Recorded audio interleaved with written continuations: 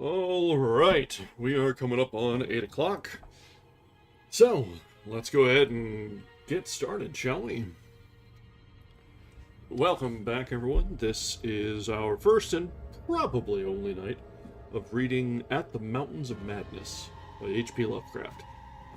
We've just finished a pretty long series on Le Morte d'Arthur, so we're going to take a little bit of a break tonight and just try to relax with a different sort of mythos, just an old standby of a short story source. So, let's just go ahead and jump into it and see what sort of terrors and unearthly abominations we'll encounter this time. So we begin with At the Mountains of Madness by H.P. Lovecraft.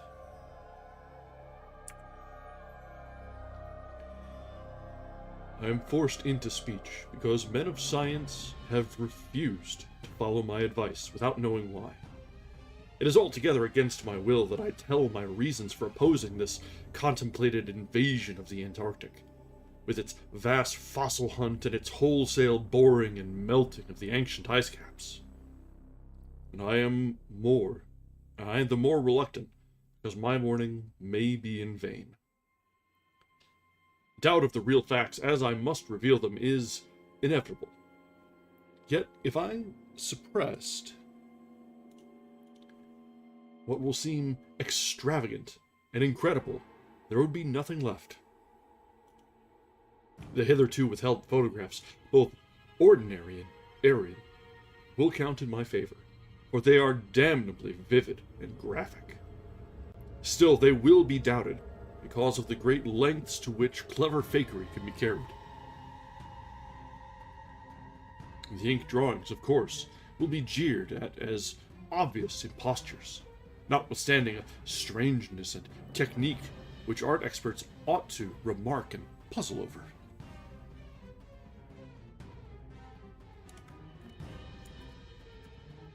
In the end, I must rely on the judgment and standing of the few scientific leaders who have, on the one hand, sufficient independence of thought to weigh my data on its own hideously convincing merits, or in the light of certain primordial and highly baffling myth cycles, and on the other hand, sufficient influence to deter the exploring world in general from any rash and overambitious program in the region of those mountains of madness.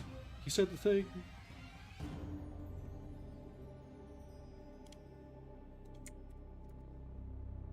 It is an unfortunate fact that relatively obscure men like myself and my associates, connected only with a small university, have little chance of making an impression where matters of a wildly bizarre or highly controversial natures are concerned. It is further against us that we are not, in the strictest sense, specialists in the fields which came primarily to be concerned. As a geologist, my object in leading the Miskatonic University expedition was wholly that of securing deep-level specimens of rock and soil from various parts of the Antarctic continent, aided by the remarkable drill devised by Professor Frank H. Peabody of our engineering department. I had no wish to be a pioneer in any other field than this, but I did hope that the use of this new mechanical appliance at different points along previously explored paths would bring to light materials of a sort hitherto unreached by the ordinary methods of collection. Peabody's drilling apparatus, as the public already knows from our reports, was unique and radical in its lightness, portability, and capacity to combine the ordinary artesian drill principle with the principle of the small circular rock drill in such a way as to cope quickly with strata of varying hardness. Steel head, jointed rods, gasoline motor, collapsible wooden derrick, dynamiting paraphernalia, cording, rubbish removal auger, and sectional piping for bores 5 inches wide and up to 1,000 feet deep all formed, with needed accessories, no greater load than 3 7-dog sledges could carry. This was made possible by the clever aluminum alloy, of which most of the metal objects were fashioned, 4 large Dornier aeroplanes designed especially for the tremendous altitude flying necessary on the Antarctic plateau, and with added fuel warming and quick starting devices worked out by Peabody, could transport our entire expedition from a base at the edge of the Great Ice Barrier to various suitable inland points, and from these points, a sufficient quota of dogs would serve us. We planned to cover as great an area as one Antarctic season, or longer, if absolutely necessary, would permit, operating mostly in the mountain ranges and on the plateaus south of Ross Sea, regions explored in varying degree by Shackleton, Amundsen, Scott, and Byrd, with frequent changes of camp made by aeroplane and involving distances great enough to be of geological significance. We expected to unearth a quite unprecedented amount of material, especially in the Precambrian strata, of which so narrow a range of Antarctic specimens had previously been secured. We wished also to obtain as great as possible a variety of the upper fossiliferous rocks, since the primal life history of this bleak realm of ice and death is of the highest importance to our knowledge of the Earth's past. That the Antarctic continent was once temperate and even tropical, with a teeming vegetable and animal life of which the lichens, marine fauna, arachnida, and penguins of the northern edge are the only survivors, is a matter of common information, and we hoped to expand that information in variety, accuracy, and detail. When a simple boring revealed fossiliferous signs, we would enlarge the aperture by blasting in order to get specimens of suitable size and condition. Our borings, of varying depth according to the promise held out by the upper soil or rock, were to be confined to exposed or nearly exposed land surfaces, these inevitably being slopes and ridges because of the mile or two thickness of solid ice overlying the lower levels.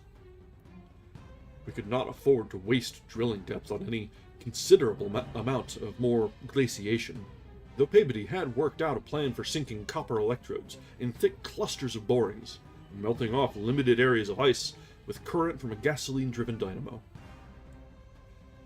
It is this plan, which we could not put into effect except experimentally on an expedition such as ours, that the coming Starkweather Moor expedition proposes to follow, despite the warnings I have issued since our return from the Antarctic.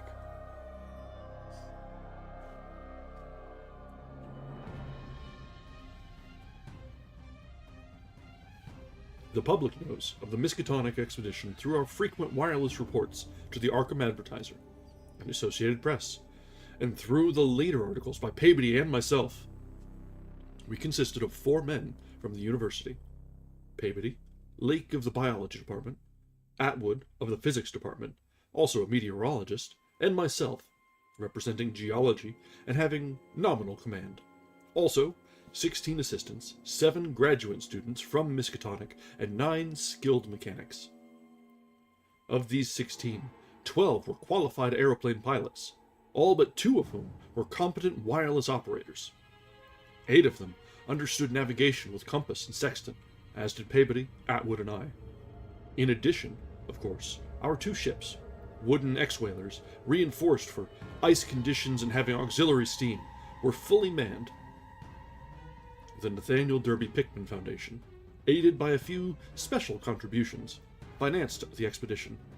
Hence, our preparations were extremely thorough, despite the absence of great publicity. The dogs, sledges, machines, camp materials, and unassembled parts of our 5 planes were delivered in Boston, and there our ships were loaded.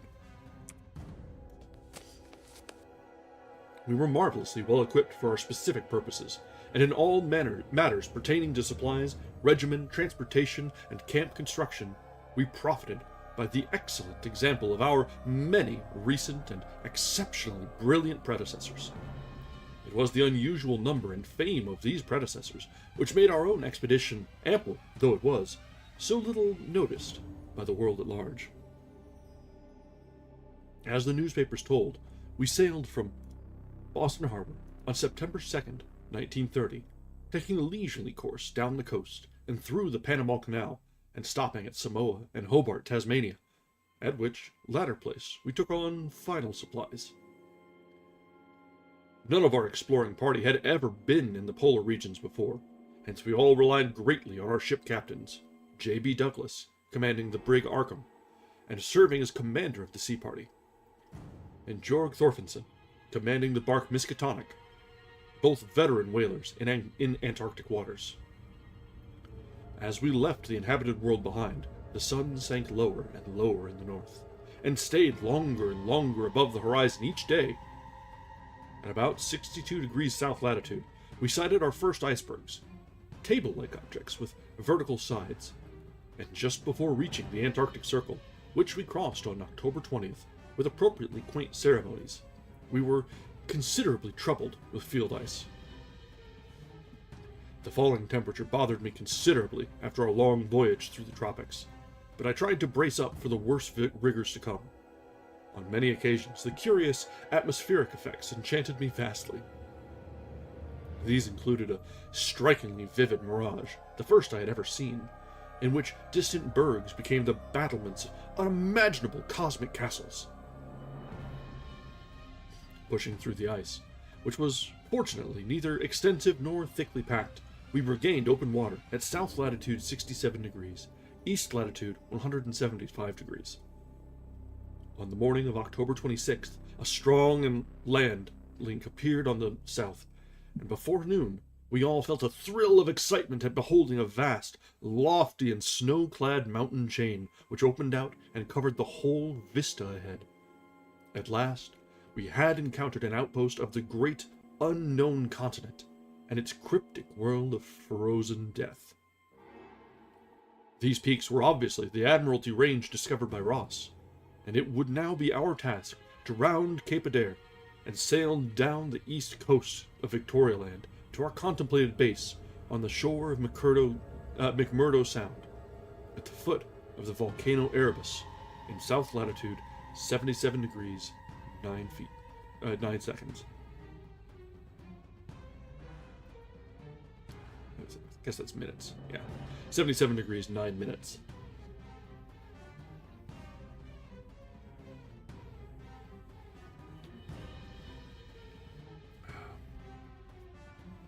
The last lap of the voyage was vivid and fancy-stirring. Great barren peaks of mystery loomed up constantly against the west as the low northern sun of noon or the still lower horizon-grazing southern sun of midnight poured its hazy reddish rays over the white snow. Bluish ice and water lanes, and black bits of exposed granite slope. Through the desolate summits swept raging, intermittent gusts of the terrible Antarctic wind, whose cadences sometimes held vague suggestions of a wild and half-sentient musical piping, with notes extending over a wide range, and which, for some subconscious mnemonic reason, seemed to me disquieting and even dimly terrible. Something about the scene reminded me of the strange and disturbing Asian paintings of Nicholas Roerich, and of the still stranger and more disturbing descriptions of the evilly fabled Plateau of Leng, which occur in the dreaded Necronomicon of the mad Arab Abdul al-Hazred. I was rather sorry later on that I had ever looked into that monstrous book at the college library. On the 7th of November, sight of the westward range having been temporarily lost, we passed Franklin Island, and the next day descried the cones of Mountains Erebus and Terror on Ross Island ahead. With the long line of the Parry Mountains beyond, there now stretched off to the east the low, white line of the Great Ice Barrier, rising perpendicularly to a height of 200 feet like the rocky cliffs of Quebec, and marking the end of southward navigation. In the afternoon, we entered McMurdo Sound, and stood off the coast in the lee of smoking Mount Erebus. The scoriaceous peaks towered up some 12,700 feet against the eastern sky, like a Japanese print of the sacred Fujiyama, while beyond it rose the white, ghost-like height of Mount Terror, 10,900 feet in altitude, and now extinct as a volcano.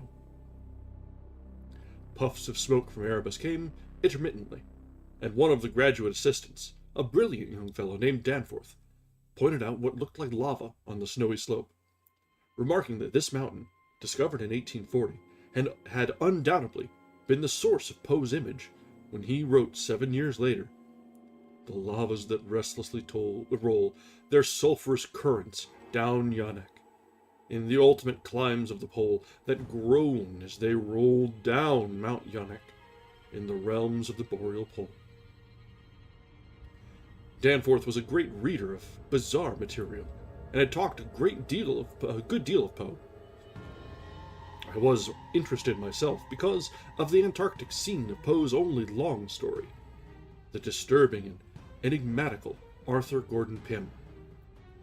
On the barren shore, and on the lofty ice barrier in the background, myriad of grotesque penguins squawked and flapped their fins, while many fat seals were visible on the water, swimming or sprawling across large cakes of slowly drifting ice. Using small boats, we effected a difficult landing on Ross Island shortly after midnight, on the morning of the 9th, carrying a line of cable from each of the ships and preparing to unload supplies by means of a breeches buoy arrangement. Our sensations on first treading Antarctic soil were poignant and complex, even though at this particular point the Scott and Shackleton expeditions had preceded us. Our camp on the frozen shore below the volcano slope was only a provisional one, headquarters being kept aboard the Arkham. We landed all our drilling apparatus, dogs, sledges, tents, provisions, gasoline tanks, experimental ice-melting outfit, cameras, both ordinary and aerial, aeroplane parts, and other accessories, including 3 small, portable wireless outfits, besides those in the planes, capable of communicating with the Arkham's large outfit from any part of the Antarctic continent that we would be likely to visit.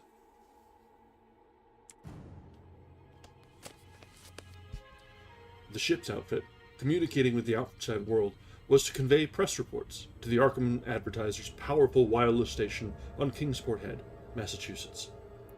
We hoped to complete our work during a single Antarctic summer, but if this proved impossible, we would winter on the Arkham, sending the Miskatonic north before the freezing of the ice for another summer's supplies.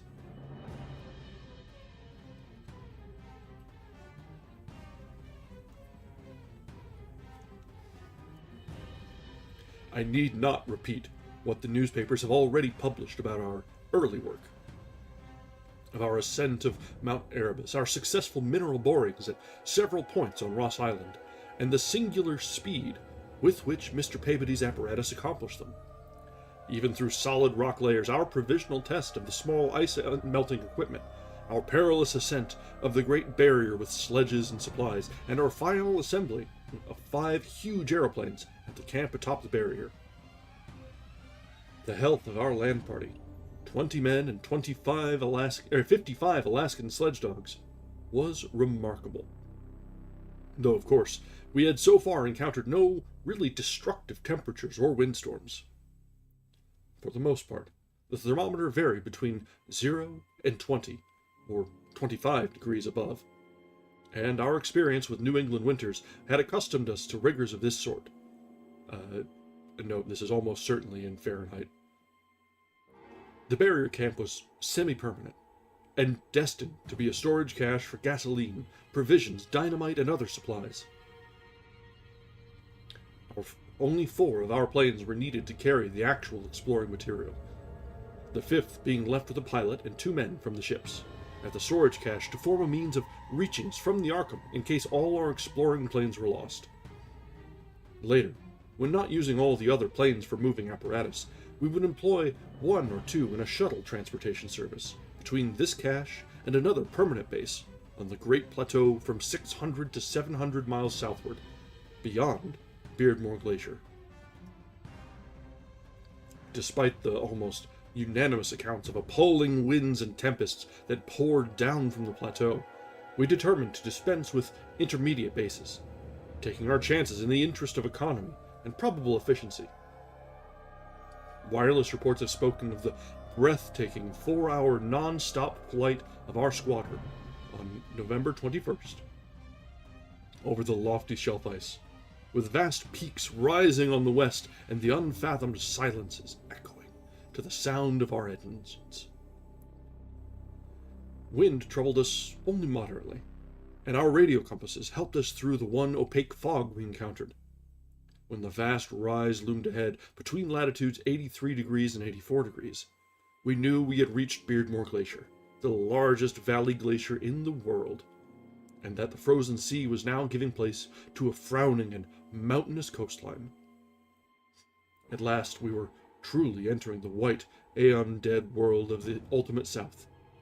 Even as we realized, we saw the peak of Mount Nansen in the eastern distance, towering up to its height of almost 15,000 feet.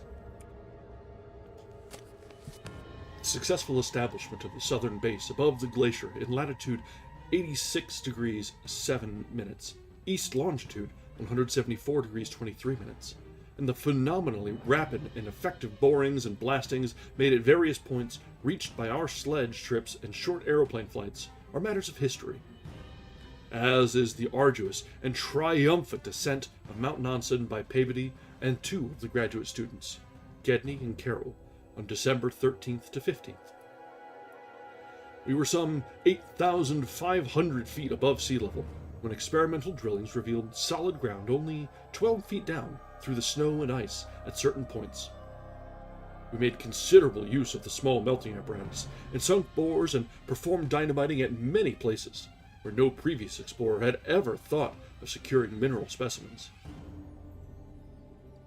The Precambrian granites and beacon sandstones thus obtained confirmed our belief that this plateau was homogeneous, with the great bulk of the continent to the west, but somewhat different from the parts lying eastward below South America, which we then thought to form a separate and smaller continent, divided from the larger one by a frozen junction of Ross and Weddell seas, though Bird has since disproved the report. In certain of the sandstones, dynamited and chiseled after boring revealed their nature, we found some highly interesting fossil markings and fragments, notably ferns, seaweeds, trilobites, crinoids, and such mollusks as linguae and gastropods, all of which seemed of real significance in connection with the region's primordial history. There was also a queer triangular, striated marking, about a foot in greatest diameter, which Lake pieced together from 3 fragments of slate brought up from a deep blasted aperture. These fragments came from a point to the westward, near the Queen Alexandra Range, and Lake, as a biologist, seemed to find their curious marking unusually puzzling and provocative, though to my geological eye it looked not unlike some of the ripple effects reasonably common in the sedimentary rocks. Since slate is no more than a metamorphic formation into which a sedimentary stratum is pressed, and since the pressure itself produces odd, distorting effects on any markings which may exist, I saw no reason for extreme wonder over the striated depression.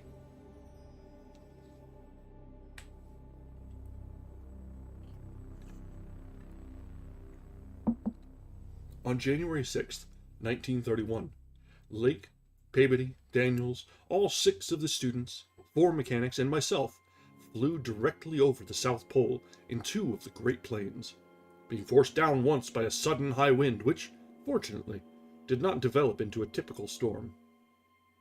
This was, as the papers have stated, one of the several observation flights, during others of which we tried to discern new topographical features in areas unreached by previous explorers. Our early flights were disappointing in this latter respect, though they afforded us some magnificent examples of the richly fantastic and deceptive mirages of the polar regions, of which our sea voyage had given us some brief foretastes. Distant mountains floated in the sky as enchanted cities, and often the whole white world would dissolve into a gold, silver, and scarlet land of Dunsanian dreams and adventurous expectancy under the magic of the low midnight sun.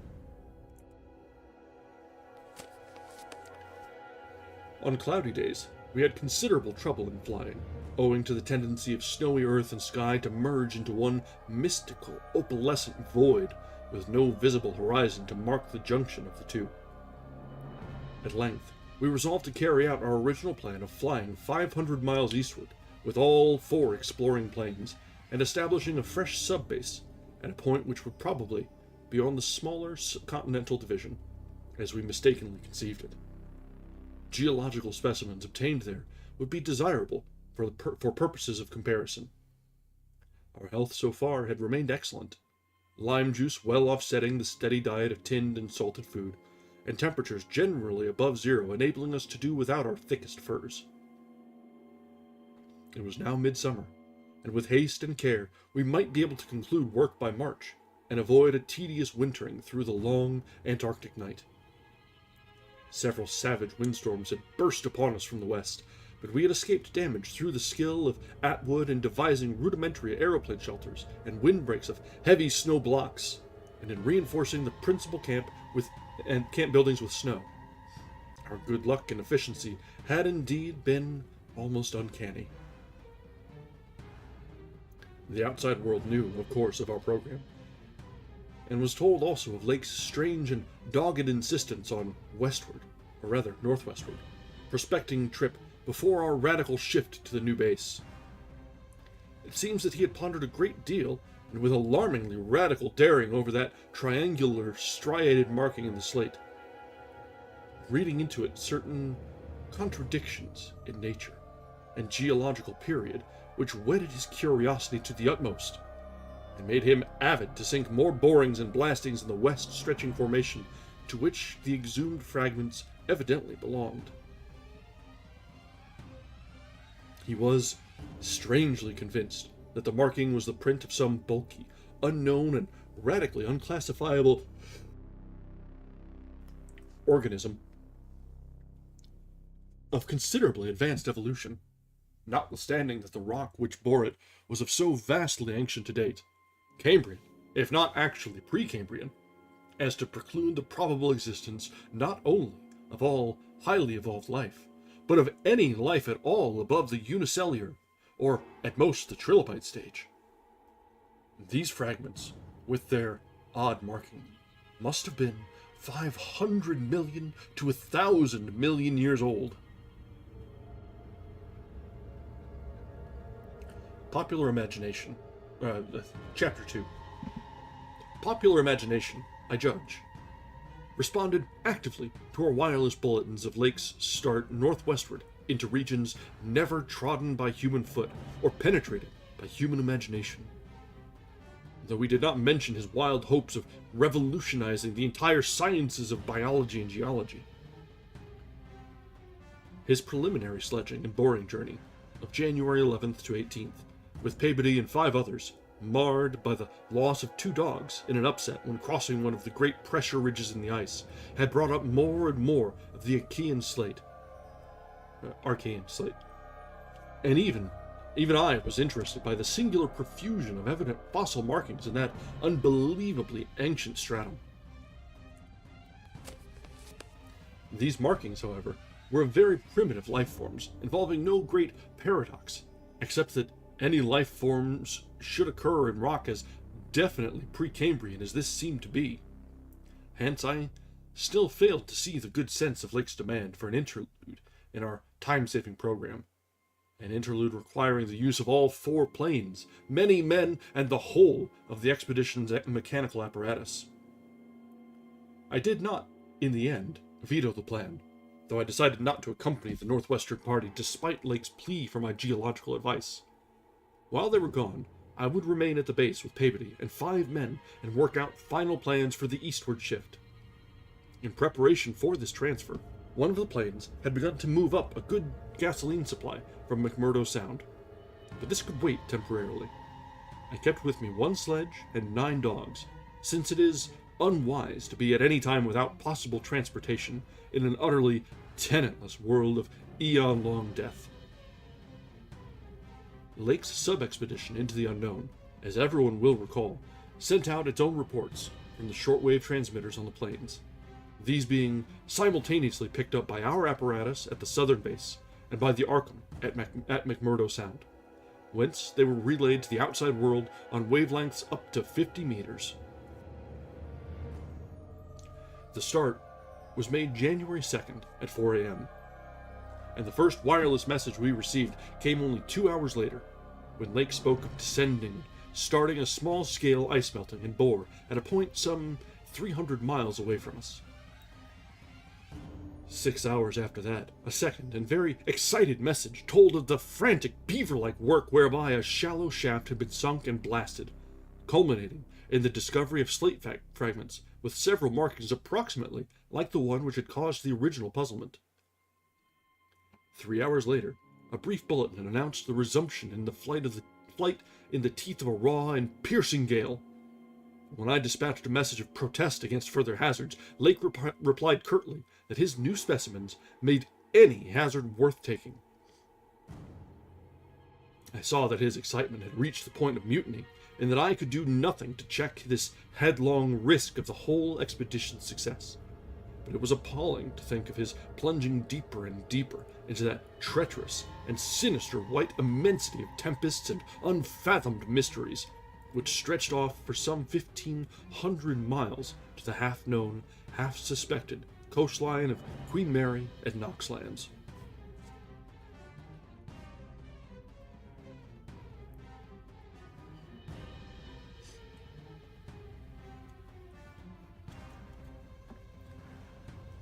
Then, in about an hour and a half more, came that doubly excited message from Lake's moving plane, which almost reversed my sentiments and made me wish I had accompanied the party. 10:05 p.m. On the wing, after snowstorm, have spied mountain range ahead higher than any hitherto seen. May equal Himalayas, allowing for height of plateau. Probable latitude 76 degrees 15 minutes. Longitude 113 degrees 10 minutes east. Reaches as far as can see to the right and left. Suspicion of 2 smoking cones. All peaks black and bare of snow. Gale blowing off them impedes navigation. After that, Peabody, the men, and I hung breathlessly over the receiver. Thought of this titanic mountain rampart 700 miles away inflamed our deepest sense of adventure. We rejoiced that our expedition, if not ourselves personally, had been its discoverers. In half an hour, Lake called us again. Moulton's plane forced down on plateau and foothills, but nobody hurt and perhaps can repair. Shall transfer essentials to other 3 for return or further moves if necessary, but no more heavy plane travel needed just now. Mountains surpass anything in imagination. I'm going up scouting in Carroll's plane with all weight out. You can't imagine anything like this. Highest peaks must go over 35,000 feet. Everest out of the running. Atwood to work out height with theodolite while Carroll and I go up. Probably wrong about cones, for formations look stratified, possibly Precambrian slate with other strata mixed in. Queer skyline effects. Regular sections of cubes clinging to highest peaks, while whole thing marvelous in red-gold light of low sun. Like land of mystery in a dream or gateway to forbidden world of untrodden wonder. Wish you were here to study. Though it was technically sleeping time, not one of us listeners thought for a moment of retiring. It must have been a good deal the same at McMurdo Sound, where the supply cache and the Arkham were also getting the messages, for Captain Douglas gave out a call congratulating everybody on the important find, and Sherman, the cache operator, seconded his sentiments. We were sorry, of course, about the damaged aeroplane, but hoped it could be easily mended. Then, at 11 p.m., came another call from Lake. Up with Carroll, over highest foothills. Don't dare try really tall peaks in present weather, but shall later. Frightful work climbing, and hard going at this altitude, but worth it. Great range, fairly solid, hence can't get any glimpses beyond. Main summits exceed Himalayas, and very queer. Range looks like Precambrian slate, with plain signs of many other upheaved strata. Was wrong about volcanism. Goes farther in either direction than we can see. Swept clear of snow about 21,000 feet. Odd formations on slopes of highest mountains. Great, low, square blocks, with exactly vertical sides and rectangular lines of low, vertical ramparts, like the old Asian castles clinging to steep mountains in Roeridge's paintings. Impressive from distance. Flew close to some, and Carroll thought they were formed of smaller, separate pieces, but that is probably weathering. Most edges crumbled and rounded off as if exposed to storms and climate changes for millions of years. Parts, especially upper parts, seemed to be of lighter colored rock than any visible strata on slopes proper, hence an evidently crystalline origin. Close flying shows many cave mouths, some unusually regular in outline, square or semicircular. But you must come and investigate. Think I saw ramparts squarely on top of one peak. Height seems about 30,000 to 35,000 feet. I'm up 21,500 myself, in devilish, gnawing cold. Wind whistles and pipes through passes and in and out of caves, but no flying danger so far. From then on, for another half hour, Lake kept up a running fire of comment and expressed his intention of climbing some of the peaks on foot. I replied that I would join him as soon as he could send a plane, and that Pabony and I would work out the best gasoline plan, just where and how to concentrate our supply in view of the expedition's altered character. Obviously, Lake's boring operations, as well as his aeroplane activities, would need a great deal delivered at the new base, which he was to establish at the foot of the mountains. And it was possible that the eastward flight might not be made, after all, this season. In connection with this business, I called Captain Douglas and asked him to get as much as possible out of the ships and up the barrier with the single dog team we had left there. A direct route across the unknown region between Lake and McMurdo Sound was what we really ought to establish. Lake called me later to say that he had decided to let the camp stay where Moulton's plane had been forced down, and where repairs had already progressed somewhat. The ice sheet was very thin, with dark ground here and there visible, and he would sink some borings and blasts at that very point before making any sledge trips or climbing expeditions. He spoke of the ineffable majesty of the whole scene, and of the queer slate of his sensations at being in the lee of vast, silent pinnacles, whose ranks shot up like a wall reaching the sky at the world's rim.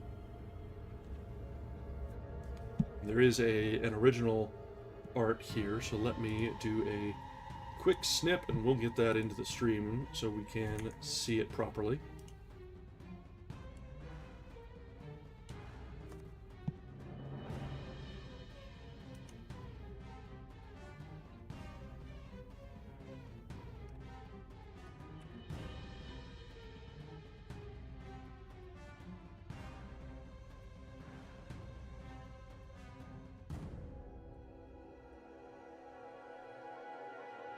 Itty-bitty. Let me scale it up.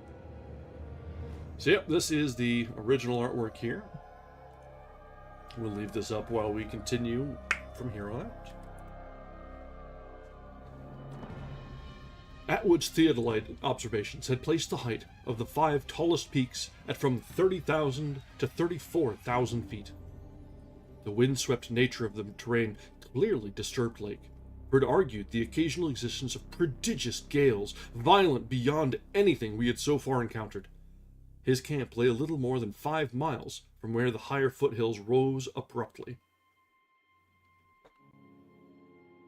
I could almost trace a note of subconscious alarm in his words, flashed across a glacial void of 700 miles, as he urged that we all hasten with the matter and get the strange new region disposed of as soon as possible. He was about to rest now, after a continuous day's work of almost unparalleled speed, strenuousness, and results. Yeah, absolutely, just your average Antarctica, don't worry. Mountains higher than the Himalayas, and, seemingly artificial caves and structures. Just, regular day in Antarctica. Nothing to be worried about here.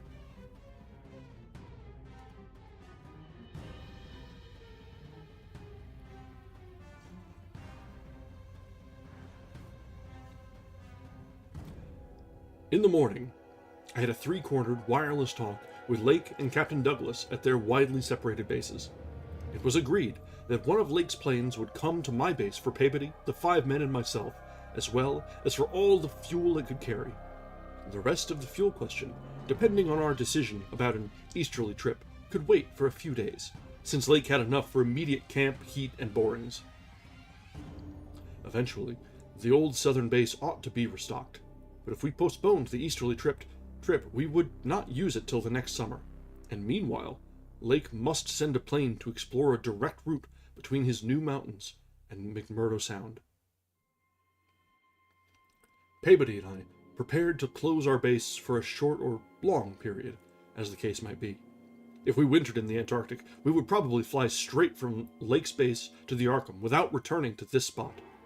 Some of our conical tents had already been reinforced by blocks of hard snow, and now we decided to complete the job of making a permanent village. Owing to a very liberal tent supply, Lake had with him all that his base would need. Even after our arrival, I wirelessed that Peabody and I would be ready for the northwestward move after 1 day's work and 1 night's rest. Our labors, however, were not very steady after 4 p.m. For about that time, Lake began sending in the most extraordinary and excited messages.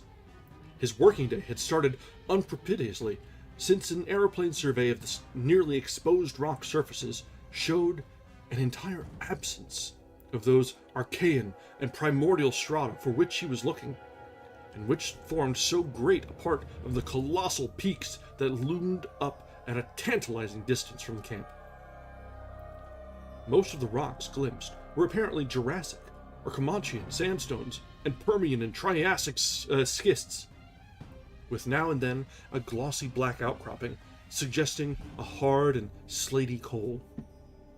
This rather discouraged Lake, whose plans all hinged on unearthing specimens more than 500 million years older. It was clear to him that in order to recover the Archaean slate vein in which he'd found the odd markings, he would have to make a long sledge trip from those foothills to the steep slopes of the gigantic mountains themselves. He had resolved, nevertheless, to do some local boring as part of the expedition's general program. Hence, he set up the drill and put 5 men to work with it, while the rest finished setting the camp and repairing the damaged aeroplane. The softest visible rock, a sandstone, about a quarter of a mile from the camp, had been chosen for the first sampling, and the drill made excellent progress without much supplementary blasting. It was about 3 hours afterward, following the first really heavy blast of the operation, that the shouting of the drill crew was heard, and that young Gedney, the acting foreman, rushed into the camp with the startling news.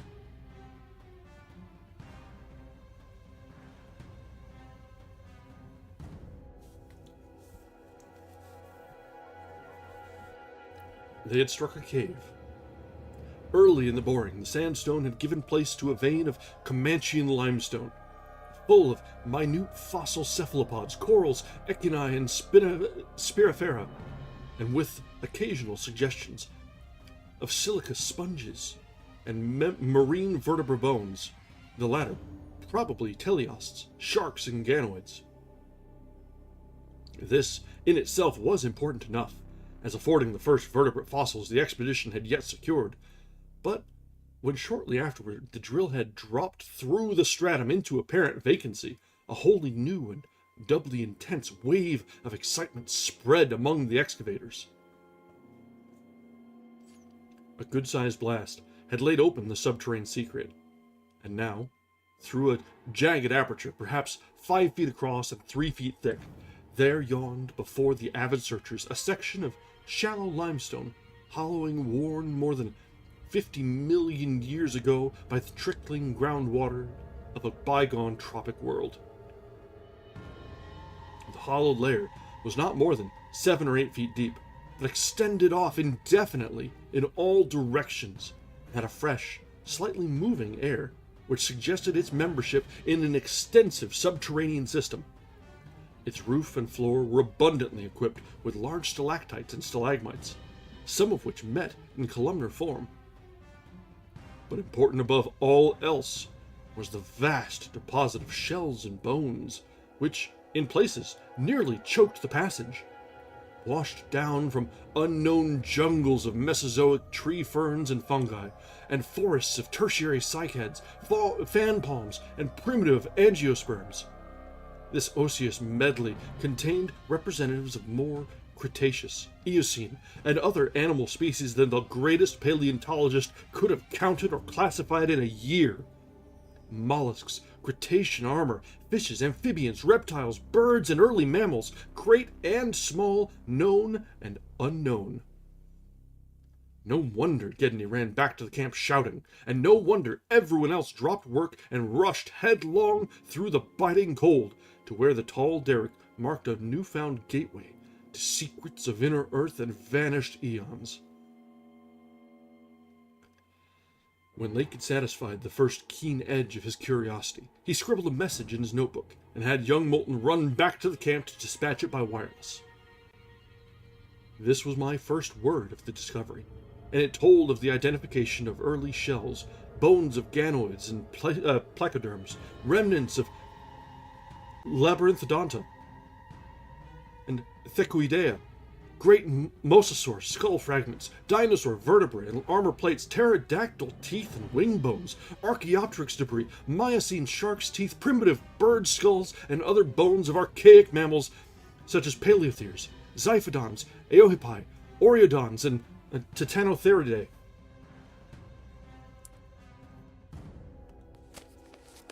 There was nothing as recent as a mastodon, elephant, true camel, deer, or bovine animal. Hence, Lake concluded that the last deposits had occurred during the Oligocene age, and that the hollowed stratum had lain in its present dried, dead, and inaccessible state for at least 30 million years. On the other hand, the prevalence of very early life forms was singular in the highest degree, though the limestone formation was, on the evidence of such typical embedded fossils as ventriculites, positively and unmistakably Comanchean, and not a particle earlier. The free fragments in the hollow space included a surprising proportion from organisms hitherto considered as peculiar to far older periods. Even rudimentary fishes, mollusks, and corals as remote as the Silurian or Ordovician. The inevitable inference was that in this part of the world there had been a remarkable and unique degree of continuity between the life of over 300 million years ago and that of only 30 million years ago. How far this continuity had extended beyond the Oligocene age when the cavern was closed was, of course, past all speculation. In any event, the coming of the frightful ice in the Pleistocene some 500,000 years ago, a mere yesterday as compared with the age of this cavity, must have put an end to any of the primal forms which had locally managed to outlive their common terms.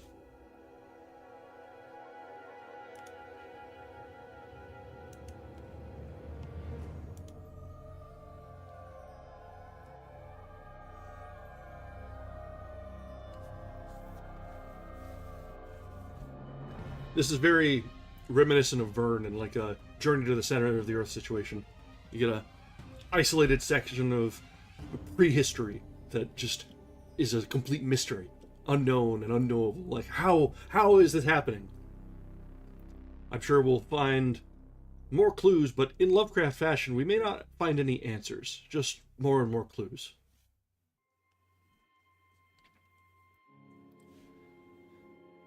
Lake was not content to let his first message stand, but had another bulletin written and dispatched across the snow to the camp before Moulton could get back. After that, Moulton stayed at the wireless in one of the planes, transmitting to me and to the Arkham for relaying to the outside world the frequent postscripts which Lake sent him by a succession of messengers.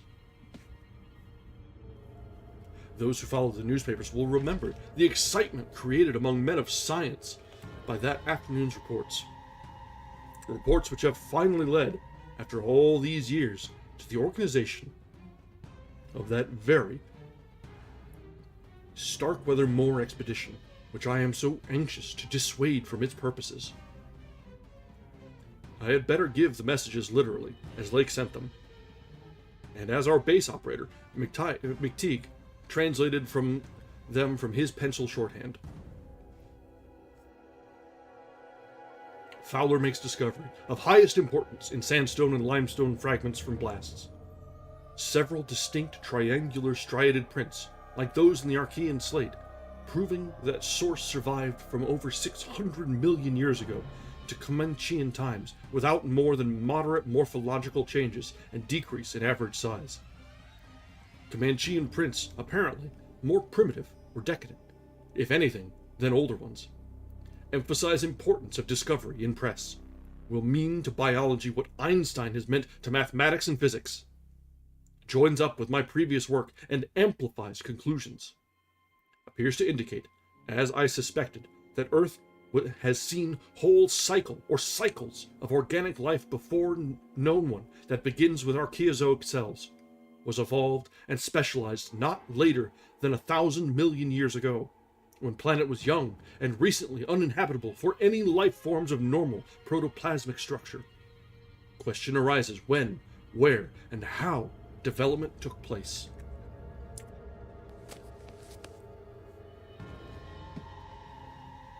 Later, examining certain skeletal fragments of large land and marine saurians and primitive mammals, find singular local wounds or injuries to bony structure not attributable to any known predatory or carnivorous animal of any period, of two sorts: straight, penetrant bores, and apparently hacking incisions. One or two cases of cleanly severed bones, not many specimens affected. Am sending to camp for electric torches. Will extend search area underground by hacking away stalactites. I'm starting to think that yes, we may get answers and we definitely won't like them. You might be right on. You might be onto something here. Still later, I found peculiar soapstone fragment, about 6 inches across and 1.5 inches thick, wholly unlike any visible local formation. Greenish, but no evidences to place its period. Has curious smoothness and regularity. Shaped like 5-pointed star with tips broken off and signs of other cleavage at inward angles and in center of surface. Small, smooth depression in center of unbroken surface arouses much curiosity as to source and weathering. Probably some freak of water action. Carroll, with magnifier, thinks he can make out additional markings of geologic significance. Groups of tiny dots in regular patterns. Dogs growing uneasy as we work and seem to hate this soapstone. Must see if it has any peculiar odor. Will report again when Mills gets back with lights and we start on underground area.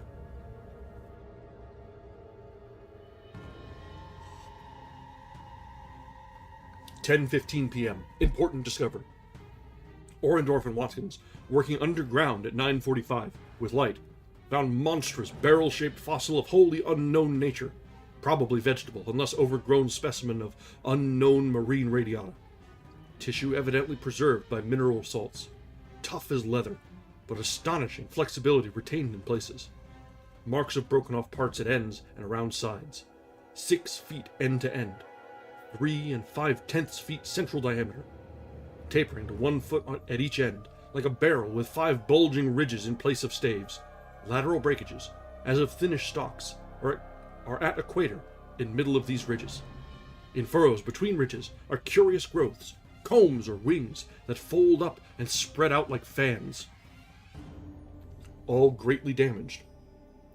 But one, which gives almost 7-foot wingspread. Arrangement reminds one of certain monsters of primal myth, especially fabled elder things in Necronomicon. These wing things seem to be membranous, sketched on framework of glandular tubing, apparent minute orifices in frame tubing at wingtips. Ends of body shriveled, giving no clue to interior or to what has been broken off there. Must dissect when we get back to camp. Can't decide whether vegetable or animal. Many features obviously of almost incredible primitiveness. Have set all hands cutting stalactites and looking for further specimens. Additional scarred bones found, but these must wait. Having trouble with dogs, they can't endure the new specimen, and would probably tear it to pieces if we didn't keep it at a distance from them. Well, that took a turn. We're certainly getting answers that we don't care for here. 11:30 p.m. Attention. Dyer, Peabody, Douglas. Matter of highest, I might say transcendent importance. Arkham must relay to Kingsport Head Station at once. Strange barrel growth is the archaean thing that left prints in rocks. Mills, Boudreau, and Fowler discover cluster of 13 more at underground point 40 feet from aperture, mixed with curiously rounded and configured soapstone fragments smaller than one previously found, star-shaped, but no marks of breakage except at some of the points. Of organic specimens, 8 apparently perfect, with all appendages, have brought all to surface, leading off dogs to distance. They cannot stand the things. Give close attention to description and repeat back for accuracy. Papers must get this right. Objects are 8 feet long all over. 6 foot, 5 ridged barrel torso, 3 5/10 feet central diameter. 1 foot end diameters. Dark gray, flexible, and infinitely tough. 7 foot membranous wings of same color, found folded, spread out of furrows between ridges. Wing framework tubular or glandular, or lighter gray with orifices at wingtips. Spread wings have serrated edge around equator, one at central apex of each of the 5 vertical stave-like ridges are 5 systems of light gray flexible arms or tentacles, found tightly folded to torso, but expansible to maximum length of over 3 feet. Like arms of primitive crinoid. Single stalks 3 inches diameter branch after 6 inches into 5 substalks, each of which branches after 8 inches into 5 small, tapering tentacles or tendrils, giving each stalk a total of 25 tentacles. At top of torso, blunt, bulbous neck of lighter gray with gill-like suggestions, holds yellowish, 5-pointed starfish-shaped apparent head, covered with 3-inch wiry cilia of various prismatic colors. Head thick and puffy, about 2 feet point to point, with 3-inch flexible yellowish tubes projecting from each point. Slit in exact center of top, probably breathing aperture.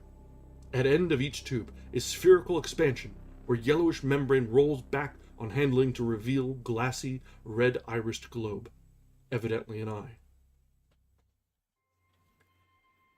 5 slightly longer, reddish tubes start from inner angles of starfish-shaped head and end in sac-like swellings of same color, which, upon pressure, open to bell-shaped orifices 2 inches maximum diameter and lined with sharp, white, tooth-like projections, probable mouths. All these tubes, cilia, and points of starfish head found folded tightly down, tubes and points clinging to bulbous neck and torso. Flexibility surprising despite vast toughness. At bottom of torso, rough but dissimilarly functioning counterparts of head arrangements exist. Bulbous, light gray pseudoneck, without gill suggestions, holds greenish, 5-pointed starfish arrangement. Tough, muscular arms, 4 feet long and tapering from 7 inches diameter at base to about 2 5/10 at point. To each point is attached small end of a greenish 5-veined membranous triangle 8 inches long and 6 wide at the farther end. This is the paddle, fin, or pseudofoot, which had made prints in rocks from 1,000 million to 50 or 60 million years old. From inner angles of starfish arrangement project 2-foot reddish tubes tapering from 3 inches diameter at base to 1 at tip. Orifices at tips. All these parts infinitely tough and leathery, but extremely flexible. 4-foot arms, with paddles undoubtedly used for locomotion of some sort, marine or otherwise. When moved, display suggestions of exaggerated muscularity. As found, all these projections tightly folded over pseudoneck and end of torso, corresponding to projections at other end. Cannot yet assign positively to animal or vegetable kingdom, but odds now favor animal. Probably represents incredibly advanced evolution of radiata without loss of certain primitive features. Echinoderm resemblances unmistakable despite local contradictory evidences. Wing structure puzzles in wing structure puzzles in view of probable marine habitat, but may have use in water navigation. Symmetry is curiously vegetable-like, suggesting vegetables' essential up and down structure rather than animals' fore and aft structure. Fabulously early date of evolution, preceding even simplest Archean protozoa hitherto known, baffles all conjecture as to origin. Complete specimens have such uncanny resemblance to certain creatures of primal myth that suggestion of ancient existence outside Antarctic becomes inevitable. Dyer and Peabody have read Necronomicon and seen Clark Ashton Smith's nightmare paintings based on text, and will understand when I speak of elder things supposed to have created all Earth life as jest or mistake. Students have always thought conception formed from morbid imaginative treatment of very ancient tropical radiata. Also, like prehistoric folklore things Wilmarth has spoken of, Cthulhu cult appendages, etc. A vast field of study opened. Deposits, probably of late Cretaceous or early Eocene period. Judging from associated specimens, massive stalagmites deposited above them. Hard work hewing out, but toughness prevented damage. State of preservation miraculous, evidently owing to limestone action. No more found so far, but will resume search later. Job now to get 14 huge specimens to camp without dogs, which bark furiously and can't be trusted near them. With 9 men, 3 left to guard the dogs, we ought to manage the 3 sledges fairly well, though wind is bad. Must establish plain communication with McMurdo Sound and begin shipping material. But I've got to dissect one of these things before we take any rest. Wish I had a real laboratory here. Dyer better kick himself for having tried to stop my westward trip. First, the world's greatest mountains, and then this. If this last isn't the high spot of the expedition, I don't know what is. We are made scientifically. Congrats, Peabody, on the drill that opened up the cave. Now, will Arkham please repeat description? And we have another image here, so let's go ahead and get a new snip here. We will see what we have.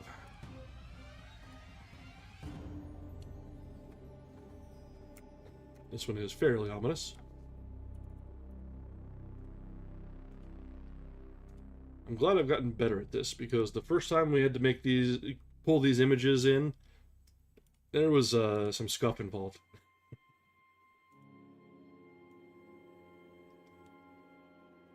Yeah, so this is the new one, as they've discovered the things in the subterranean cave in the Antarctic. These are the original arts from Lovecraft, as I understand it. He did his own little illuminations for his submissions.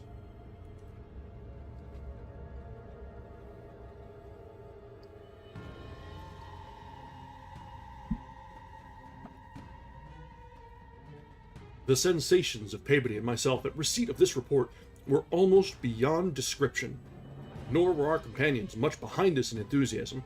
McTeague, who had hastily translated a few high spots as they came from the droning receiving set, wrote out the entire message from his shorthand version as soon as Lake's operator signed off. All appreciated the epoch-making significance of the discovery, and I sent Lake congratulations as soon as the Arkham's operator had repeated back the descriptive parts as requested, and my example was followed by Sherman from his station at the McMurdo Sound supply cache, as well as by Captain Douglas of the Arkham. Later, as head of the expedition, I added some remarks to be relayed through the Arkham to the outside world. Of course, rest was an absurd thought amidst this excitement, and my only wish was to get to Lake's camp as quickly as I could. It disappointed me when he sent word that a rising mountain gale made early aerial travel impossible. But within an hour and a half, interest again rose to banish disappointment. Lake, sending more messages, told of the completely successful transportation of the 14 great specimens to the camp. It had been a hard pull, for the things were surprisingly heavy, but 9 men had accomplished it very neatly. Now, some of the party were hurriedly building a snow corral at a safe distance from the camp, to which the dogs could be brought for greater convenience in feeding. The specimens were laid out on the hard snow near the camp, save for one, on which Lake was making crude attempts at dissection. This dissection seemed to be a greater task than had been expected, for despite the heat of a gasoline stove in the newly raised laboratory tent, the deceptively flexible tissues of the chosen specimen, a powerful and intact one, lost nothing of their more than leathery toughness. Lake was puzzled as to how he might make the requisite incisions without violence destructive enough to upset all the structural niceties he was looking for. He had, it is true, 7 more perfect specimens, but these were too few to use up recklessly, unless the cave might later yield an unlimited supply. Accordingly, he removed the specimen, and dragged in one which, though having remnants of the starfish arrangement at both ends, was badly crushed, and partly disrupted along one of the great torso furrows. Results quickly reported over the wireless were baffling and provocative indeed.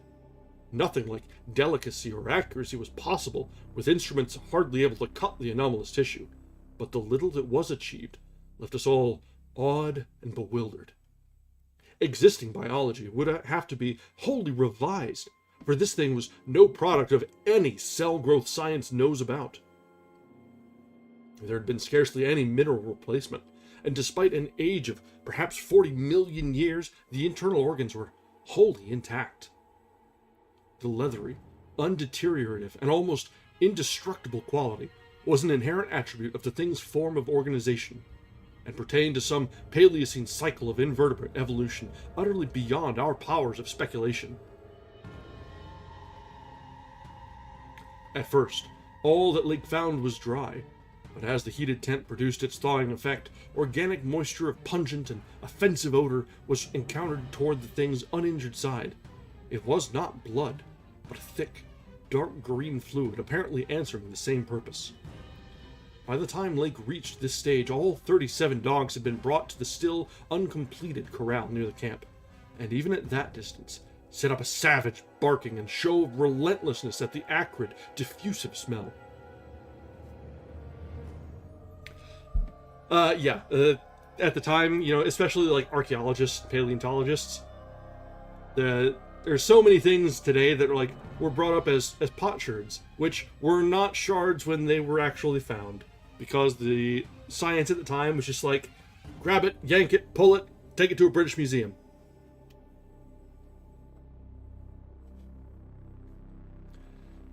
Far from helping to place the strange entity, this provisional dissection merely deepened its mystery. All guesses about its external members had been correct, and on the evidence of these, one could hardly hesitate to call the thing animal, but internal inspection brought up so many vegetable evidences that Lake was left hopelessly at sea. It had digestion and circulation, and eliminated waste matter through the reddish tubes of its starfish-shaped base. Curiously, one would say that its respiratory apparatus handled oxygen rather than carbon dioxide, and there were odd evidences of air storage chambers and methods of shifting respiration from the external orifice to at least 2 other fully developed breathing systems, gills and pores. Clearly, it was amphibian, and probably adapted to long, airless hibernation periods as well. Vocal organs seemed present in connection with the main respiratory system, but they presented anomalies beyond immediate solution. Articulate speech, in the sense of syllable utterance, seemed barely conceivable, but musical piping notes covering a wide range were highly probable. The muscular system was almost naturally developed. The nervous system was so complex and highly developed as to leave Lake aghast. Though excessively primitive and archaic in some respects, the thing had a set of ganglion centers and connectives arguing the very extremes of specialized development. Its 5-lobed brain was surprisingly advanced, and there were signs of sensory equipment, served in part through the wiry cilia of the head, involving factors alien to any other terrestrial organism. Probably it had more than 5 senses, so that its habits could not be predicted from any existing analogy. It must, Lake thought, have been a creature of keen sensitiveness and delicately differentiated functions in its primal world, much like the ants and the bees of today. It reproduced, like the vegetable cryptograms, especially the Pteridophyta, having spore cases at the tips of its wings, and evidently developing from a thallus, or prothallus. But to give it a name at this stage was mere folly. It looked like a radiate, but was clearly something more. It was partly vegetable, but had 3/4 of the essentials of animal structure.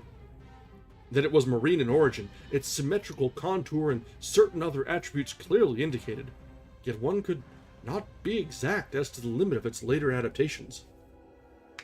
The wings, after all, held a persistent suggestion of the aerial.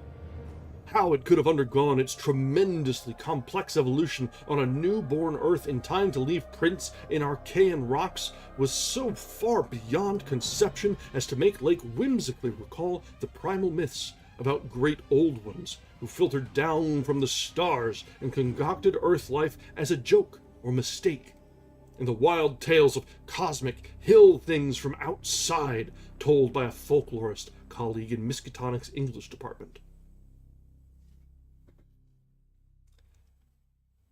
So they assumed that these things had vocal range, but it was more like piping sounds like an organ. And if you may remember, at the beginning, as they were flying into Antarctica, they could have sworn they heard an almost musical piping organ sound as they were flying in. Dun dun dun.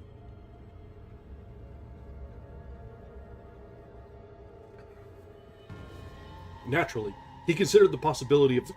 Oh, shoot, I just looked at the time. Okay, let's take a few minutes. I need a little bit of a drink and a stretch. I've gotten a little bit into it, and we've already gone about 10 minutes past when we usually would take a break. So, we'll be back in just a little while, so that I don't wear myself out, because at this rate, I'll get into it, and we'll be past our time, and I won't even know what's up. So, be back in just a little bit, guys. Stretch yourselves, and we'll be back just a little bit to get deeper into this wonderful mystery.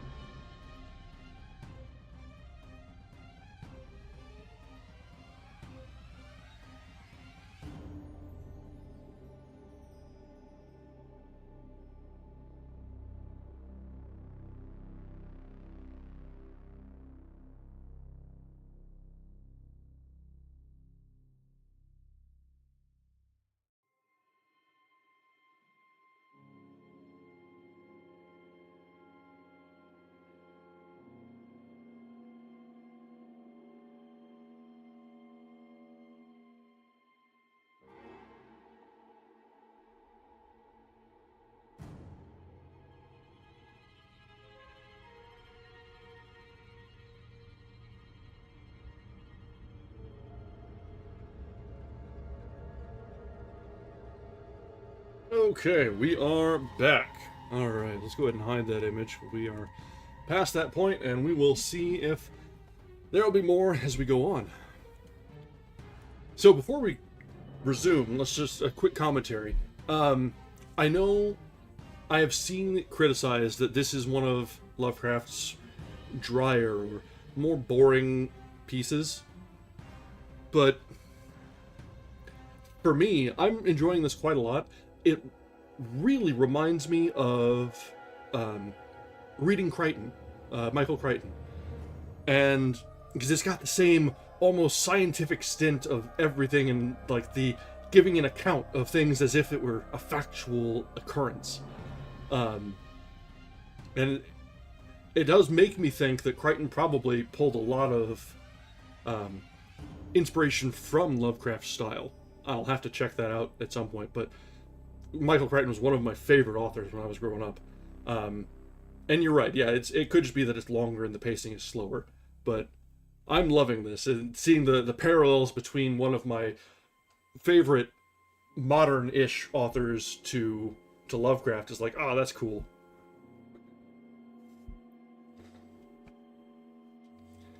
Alright, let's get back into it, because we're not quite halfway through, so we will probably have to split this one into two sections. So probably we'll finish this one on Tuesday, and then have one of Lovecraft's actual short stories to fill out the rest of the time there, and then we'll start a new project next weekend, I think is going to be the plan. But we'll see how far we get tonight. I swear, we have just been separated at birth. That's the only explanation at this point. Naturally, he considered the possibility of the pre-Cambrian prints having been made by a less evolved ancestor of the present specimens, but quickly rejected this too facile theory upon considering the advanced structural qualities of the older fossils. If anything, the later contours showed decadence rather than higher evolution. The size of the pseudofeet had decreased, and the whole morphology seemed coarsened and simplified. Moreover, the nerves and organs just examined held singular suggestions of retrogression from forms still more complex. Atrophied and vestigial parts were surprisingly prevalent. Altogether, little could be said to have been solved, and Lake fell back on mythology for a provisional name, jocosely dubbing his finds the Elder Ones. At about 2:30 a.m., having decided to postpone further work and get a little rest, he covered the dissected organism with a tarpaulin, emerged from the laboratory tent, and studied the intact specimens with renewed interest. The ceaseless Antarctic sun had begun to limber up their tissues a trifle, so that the head points and tubes of 2 or 3 showed signs of unfolding. But Lake did not believe there was any danger of immediate decomposition in the almost sub-zero air. He did, however, move all the undissected specimens closer together and throw a spare tent over them in order to keep off the direct solar rays. That would also help to keep their possible scent away from the dogs, whose hostile unrest was really becoming a problem. Even at their substantial distance, and behind the higher and higher snow walls, which an increased quota of the men were hastening to raise around their quarters. We had to weight down the corners of the tent cloth with heavy blocks of snow to hold it in place amidst the rising gale, for the Titan mountains seemed to deliver some gravely severe blasts.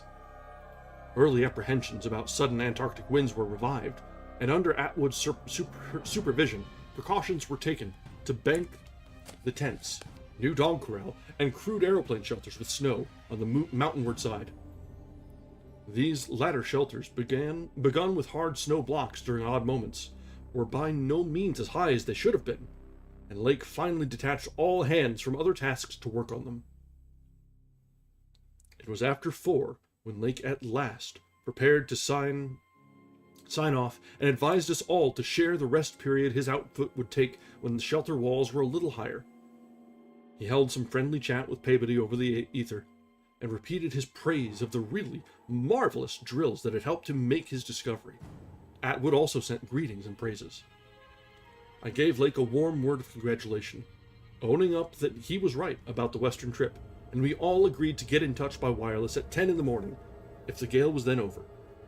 Lake would send a plane for the party at my base.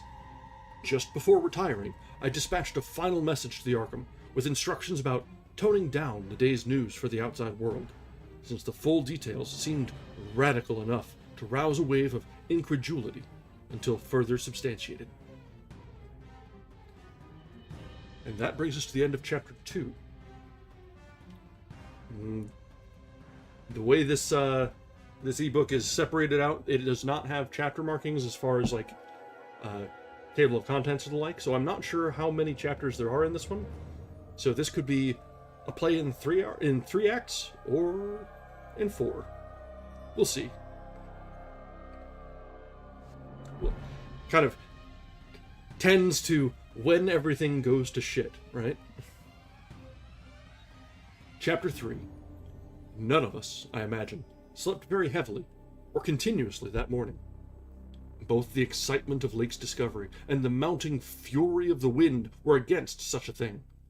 So savage was the blast, even where we were, that we could not help wondering how much worse it was at Lake's camp, directly under vast, unknown peaks that bred and delivered it. McTeague was awake at 10 o'clock and tried to get Lake on the wireless, as agreed, but some electrical condition in the disturbed air to the westward seemed to prevent communication. We did, however, get the Arkham, and Douglas told me that he had likewise been vainly trying to reach Lake.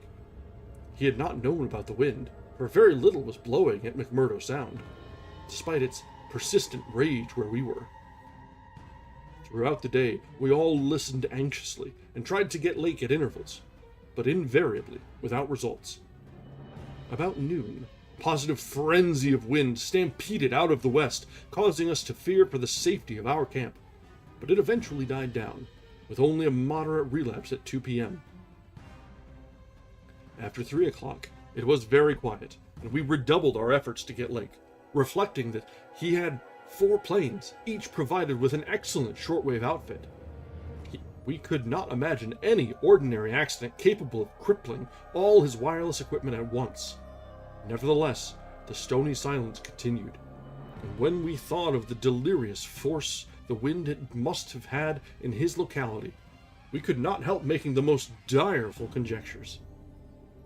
By 6 o'clock, our fears had become intense and definite, and after a wireless consultation with Douglas and Thorfinson, I resolved to take steps toward investigation. The 5th aeroplane, which we had left at the McMurdo Sound supply cache with Sherman and 2 sailors, was in good shape and ready for instant use, and it seemed that the very emergency for which it had been saved was now upon us. I got Sherman by wireless and ordered him to join me with the plane and the 2 sailors at the southern base as quickly as possible, the air conditions being apparently highly favorable. We then talked over the personnel coming investigation party and decided that we would include all hands, together with the sledge and dogs which I had kept with me. Even so great a load would not be too much for one of the huge planes built to our special orders for heavy machinery transportation. At intervals, I still tried to reach Lake with the wireless, but all to no purpose. Sherman, with the sailors Gunnarsson and Larson, took off at 7:30 and reported a quiet flight from several points on the wing. They arrived at our base at midnight, and all hands at once discussed the next move.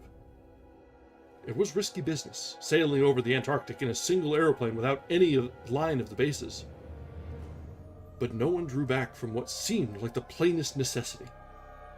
We turned in at 2 o'clock for a brief rest after some preliminary loading of the plane, but were up again in 4 hours to finish the loading and packing.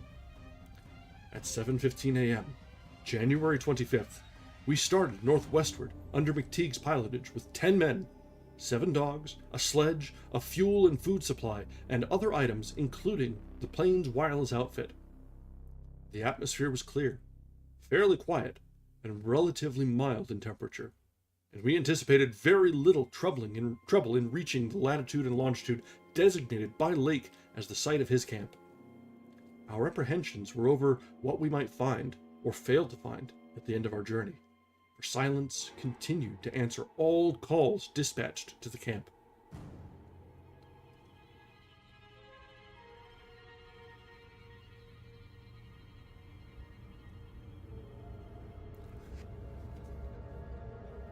Every incident of that 4.5-hour flight is burned into my recollection because of its crucial position in my life.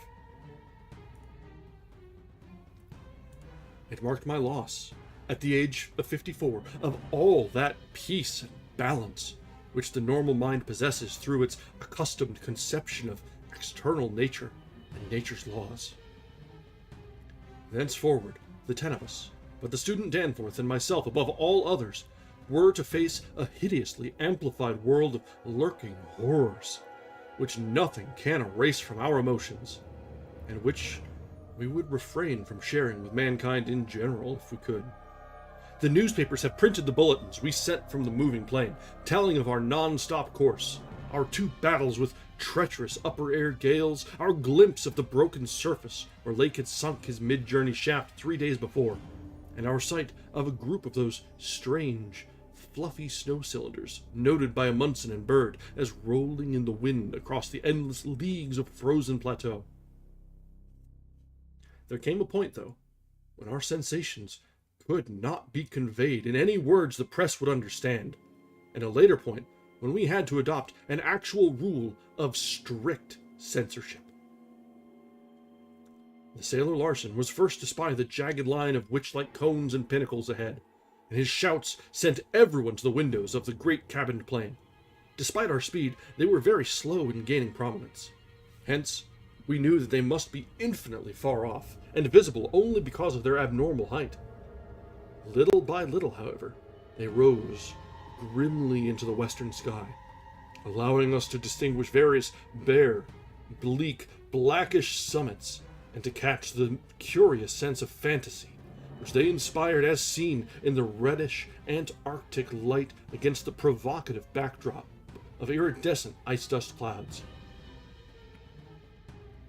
In the whole spectacle, there was a persistent, pervasive hint of stupendous secrecy and potential revelation. It was as if these stark, nightmare spires marked the pylons of a frightful gateway into forbidden spheres of dream, and complex gulfs of remote time, space, and ultra-dimensionality. I could not help feeling that they were evil things, mountains of madness whose farther slopes looked out over some accursed ultimate abyss. That seething, half-luminous cloud background held ineffable suggestions of a vague, ethereal beyondness, far more than terrestrially spatial, and gave appalling reminders of the utter remoteness, separateness, desolation, and eon-long death of this untrodden and unfathomed austral world.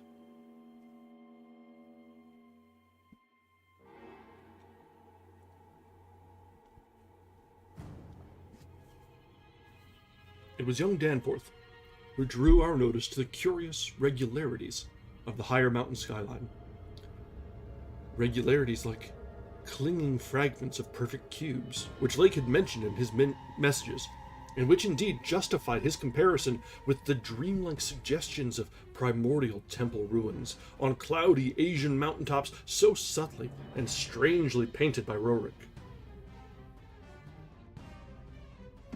There was indeed something hauntingly Roerich-like about this whole unearthly continent of mountainous mystery.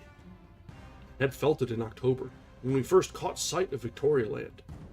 I felt it afresh now. I felt, too, another wave of uneasy consciousness, of arcane mythical resemblances, of how disturbingly this lethal realm corresponded to the evilly famed Plateau of Leng in the primal writings.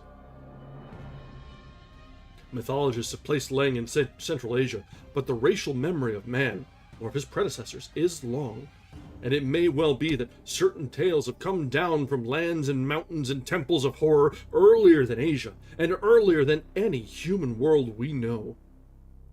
A few daring mystics have hinted at a pre-Pleistocene origin for the fragmentary Nakotic manuscripts, and have suggested that the devotees of Tsathoggua were as alien to mankind as Tsathoggua itself.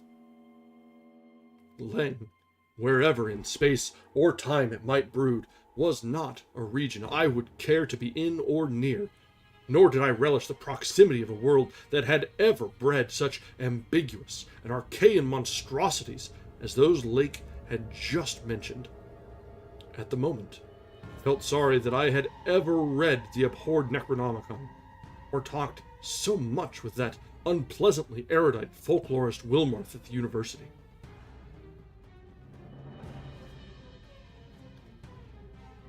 This mood undoubtedly served to aggravate my reaction to the bizarre mirage which burst upon us from the increasingly opalescent zenith as we drew near the mountains and began to make out the cumulative undulations of the foothills. I had seen dozens of polar mirages during the preceding weeks, some of them quite as uncanny and fantastically vivid as the present sample, but this one had a wholly novel and obscure quality of menacing symbolism, and I shuddered as the seething labyrinth of fabulous walls and towers and minarets loomed out of the troubled ice vapors above our heads. The effect was that of a cyclopean city of no architecture known to man or to human imagination, with vast aggregations of night-black masonry embodying monstrous perversions of geometrical laws. There were truncated cones, sometimes terraced or fluted, surmounted by tall cylindrical shafts here and there bulbously enlarged and often capped with tiers of thinnish, scalloped discs, and strange, beetling, table-like constructions, suggesting piles of multitudinous rectangular slabs or circular plates, or five-pointed stars, with each one overlapping the one beneath. There were composite cones and pyramids, either alone or surmounting cylinders or cubes, or flatter truncated cones and pyramids, and occasional needle-like spires in curious clusters of five. All of these febrile structures seemed knit together by tubular bridges, crossing from one to the other at various dizzy heights, and the implied scale of the whole was terrifying and oppressive in its sheer giganticism. The general type of mirage was not unlike some of the wilder forms observed and drawn by the Arctic whaler Scoresby in 1820. But at this time and place, with those dark and unknown mountain peaks soaring stupendously ahead, that anomalous elder world discovery in our mind, and the pall of probable disaster enveloping the greater part of our expedition, we all seemed to find in it a taint of latent malignity and infinitely evil portent. I was glad when the mirage began to break up, though, in the process, the various nightmare turrets and cones assumed distorted, temporary forms of even vaster hideousness. As the whole illusion dissolved to churning opalescence, we began to look earthward again, and saw that our journey's end was not far off. The unknown mountains ahead rose dizzily up, like a fearsome rampart of giants, their curious regularities showing with startling clearness, even without a field glass. We were over the lowest foothills now, and could see amidst the snow, ice, and bare patches of their main plateau a couple of darkish spots, which we took to be Lake's camp and mooring. The higher foothills shot up between 5 and 6 miles away, forming a range almost distinct from the terrifying line of more than Himalayan peaks beyond them. At length, Ropes, the student who had relieved McTeague at the controls, began to head downward, toward the left-hand dark spot, whose size marked it as the camp. As he did so, McTeague sent out the last uncensored wireless message the world was to receive from our expedition. Everyone, of course, has read the brief and unsatisfying bulletins of the rest of our Antarctic sojourn. Some hours after our landing, we sent a guarded report of the tragedy we found, and reluctantly announced the wiping out of the whole Lake party by the frightful wind of the preceding day, or of the night before that. There were 11 known dead. Young Gedney was missing.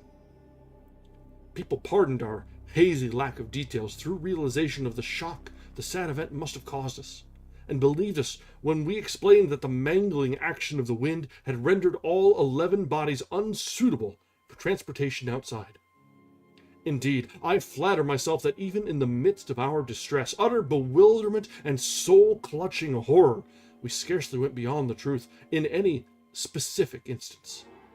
Their tremendous significance lies in what we dared not tell. What I would not tell now, but for the need of warning others off from nameless terrors.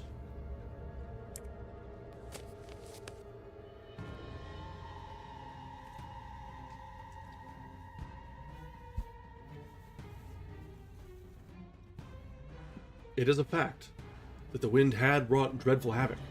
Whether all could have lived through it, even without the other thing, is gravely open to doubt. The storm, with its fury of madly driven ice particles, must have been beyond anything our expedition had encountered before. Our aeroplane shelter, all, it seems, had been left in a far too flimsy and adequate state, was nearly pulverized, and the derrick at the distant boring was entirely shaken to pieces. The exposed metal of the grounded planes and drilling machinery was bruised into a high polish, and 2 of the small tents were flattened despite their snowbanking. Wooden surfaces left out in the blast were pitted and denuded of paint, and all signs of tracks in the snow were completely obliterated. It is also true that we found none of the archaean biological objects in a condition to take outside as a whole. We did gather some minerals from a vast tumbled pile, including several of the greenish soapstone fragments, whose odd 5-pointed rounding and faint patterns of grouped dots caused so many doubtful comparisons, and some fossil bones, among which were the most typical of the curiously injured specimens. None of the dogs survived, their hurriedly built snow enclosure near the camp being almost wholly destroyed. The wind may have done that, though the greater breakage on the side next to the camp, which was not the windward one, suggests an outward leap or break of the frantic beasts themselves. All 3 sledges were gone, and we've tried to explain that the wind may have blown them off into the unknown. The drill and ice-melting machinery at the boring were too badly damaged to warrant salvage, so we used them to choke up that subtly disturbing gateway to the past which Lake had blasted.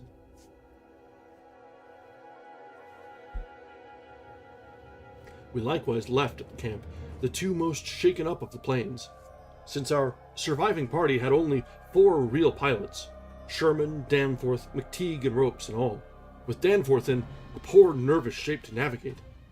We brought back all the books, scientific equipment, and other incidentals we could find, though much was rather unaccountably blown away. Spare tents and furs were either missing or badly out of condition. It was approximately 4 p.m., after wide plane cruising had forced us to give Gedney up for lost, that we sent our guarded message to the Arkham for relaying, and I think we did well to keep it as calm and non-committal as we succeeded in doing. The most we said about agitation concerned our dogs, whose frantic uneasiness near the biological specimens was to be expected from poor Lake's accounts. We did not mention, I think, their display of the same uneasiness when sniffing around the queer greenish soapstones and certain other objects in the disordered region.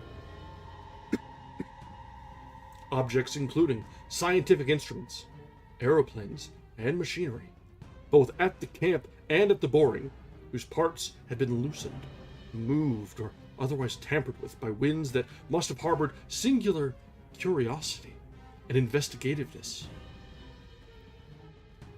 About the 14 biological specimens, we were pardonably indefinite. We said that the only ones we discovered were damaged, but that enough was left of them to prove Lake's description wholly and impressively accurate. It was hard keeping our personal emotions out of this matter, and we did not mention numbers or say exactly how we found those which we did find. We had by that time agreed not to transmit anything suggesting madness on the part of Lake's men, and it surely looked like madness to find 6 imperfect monstrosities carefully buried upright in 9-foot snow graves under 5-pointed mounds punched over with groups of dots in patterns exactly like those on the queer greenish soapstones dug up from Mesozoic or Tertiary times. The 8 perfect specimens mentioned by Lake seem to have been completely blown away. We were careful, too, about the public's general peace of mind. Hence, Danforth and I said little about that frightful trip over the mountains the next day. It was the fact that only a radically lightened plane could possibly cross a range of such height which mercifully limited that scouting tour to the two of us. On our return at 1 a.m., Danforth was close to hysterics, but kept on an admirably stiff upper lip. It took no persuasion to make him promise not to show our sketches and the other things we brought away in our pockets. Not to say anything more to the others than what we had agreed to relay outside, and to hide our camera films for private development later on. So that part of my present story will be as new to Peabody, McTeague, Ropes, Sherman, and the rest as it will be to that world in general. Indeed, Danforth is closer-mouthed than I, for he saw, or thinks he saw, one thing he will not tell even me. As all know, our report included a tale of a hard ascent, a confirmation of Lake's opinion that the great peaks are of Archean slate, and other very primal, crumpled strata, unchanged since at least the Middle Comanchean time. A conventional comment on the regularity of the clean cube and rampart formations, a decision that the cave mouths indicate dissolved calcareous veins, a conjecture that certain slopes and passes would permit of the scaling and crossing of the entire range by seasoned mountaineers, and a remark that the mountainous other side holds a lofty and immense super plateau as ancient and unchanging as the mountains themselves, 20,000 feet in elevation, with grotesque rock formations protruding through a thin glacial layer, and with low, gradual foothills between the general plateau surface and the sheer precipices of the highest peaks. This body of data is in every respect true so far as it goes, and it completely satisfied the men at the camp. We laid our absence of 16 hours, a longer time than our announced flying, landing, reconnoitering, and rock collecting program called for, to a long, mythical spell of adverse wind conditions, and told truly of our landing on the farther foothills. Fortunately, our tale sounded realistic and prosaic enough not to tempt any of the others into emulating our flight. Had any tried to do that, I would have used every ounce of my persuasion to stop them, and I do not know what Danforth would have done. While we were gone, Peabody, Sherman, Ropes, McTeague, and Williamson had worked like beavers over Lake's 2 best planes, fitting them again for use, despite the altogether unaccountable juggling of their operative mechanism. We decided to load all the planes the next morning and start back for our old base as soon as possible. Even though indirect, that was the safest way to work toward McMurdo Sound, for a straight-line flight across the most utterly unknown stretches of the eon-dead continent would involve many additional hazards. Further explanation was hardly feasible in view of our tragic decimation and the ruin of our drilling machinery. The doubts and horrors around us, which we did not reveal, made us wish only to escape from this austral world of desolation and brooding madness as swiftly as we could.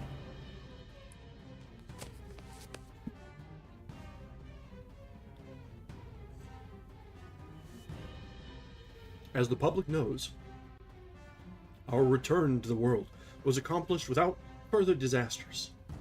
All planes reached the old base on the evening of the next day, January 27th, after a swift, non-stop flight, and on the 28th, we made McMurdo Sound in 2 laps, the one pause being very brief and occasioned by a faulty rudder, in the furious wind over the ice shelf after we'd cleared the Great Plateau.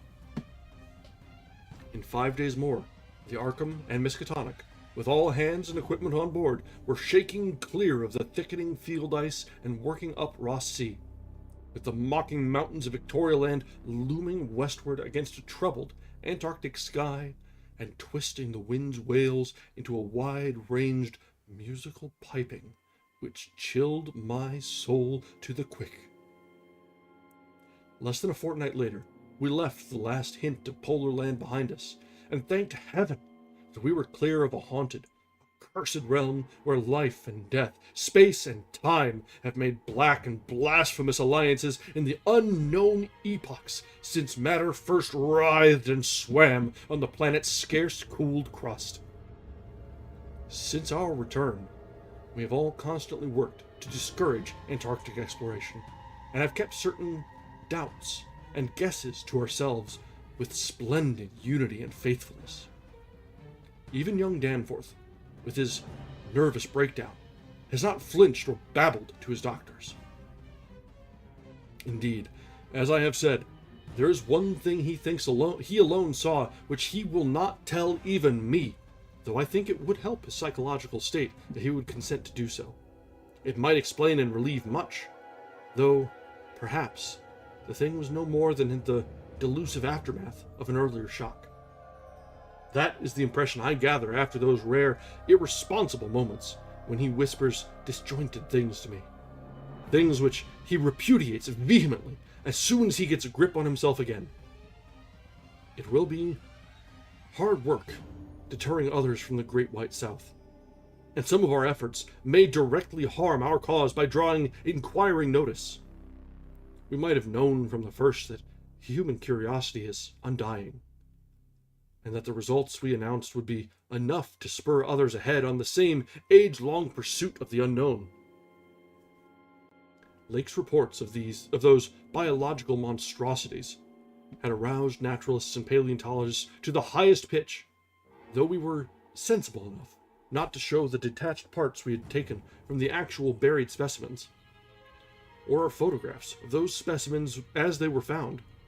We also refrained from showing the more puzzling of the scarred bones and greenish soapstones, while Danforth and I have closely guarded the pictures we took or drew on the super plateau across the range, and the crumpled things we smoothed, studied in horror, and brought away in our pockets.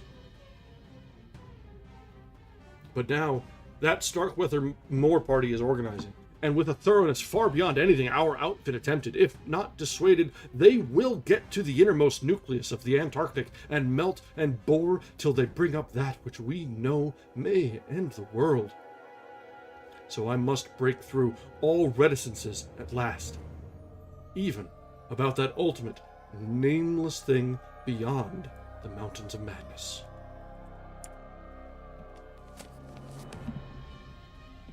Alright, and that brings us to the end of Chapter 3 and the start of Chapter 4. Let me look ahead just a little bit to see how long this one is and if there's another chapter.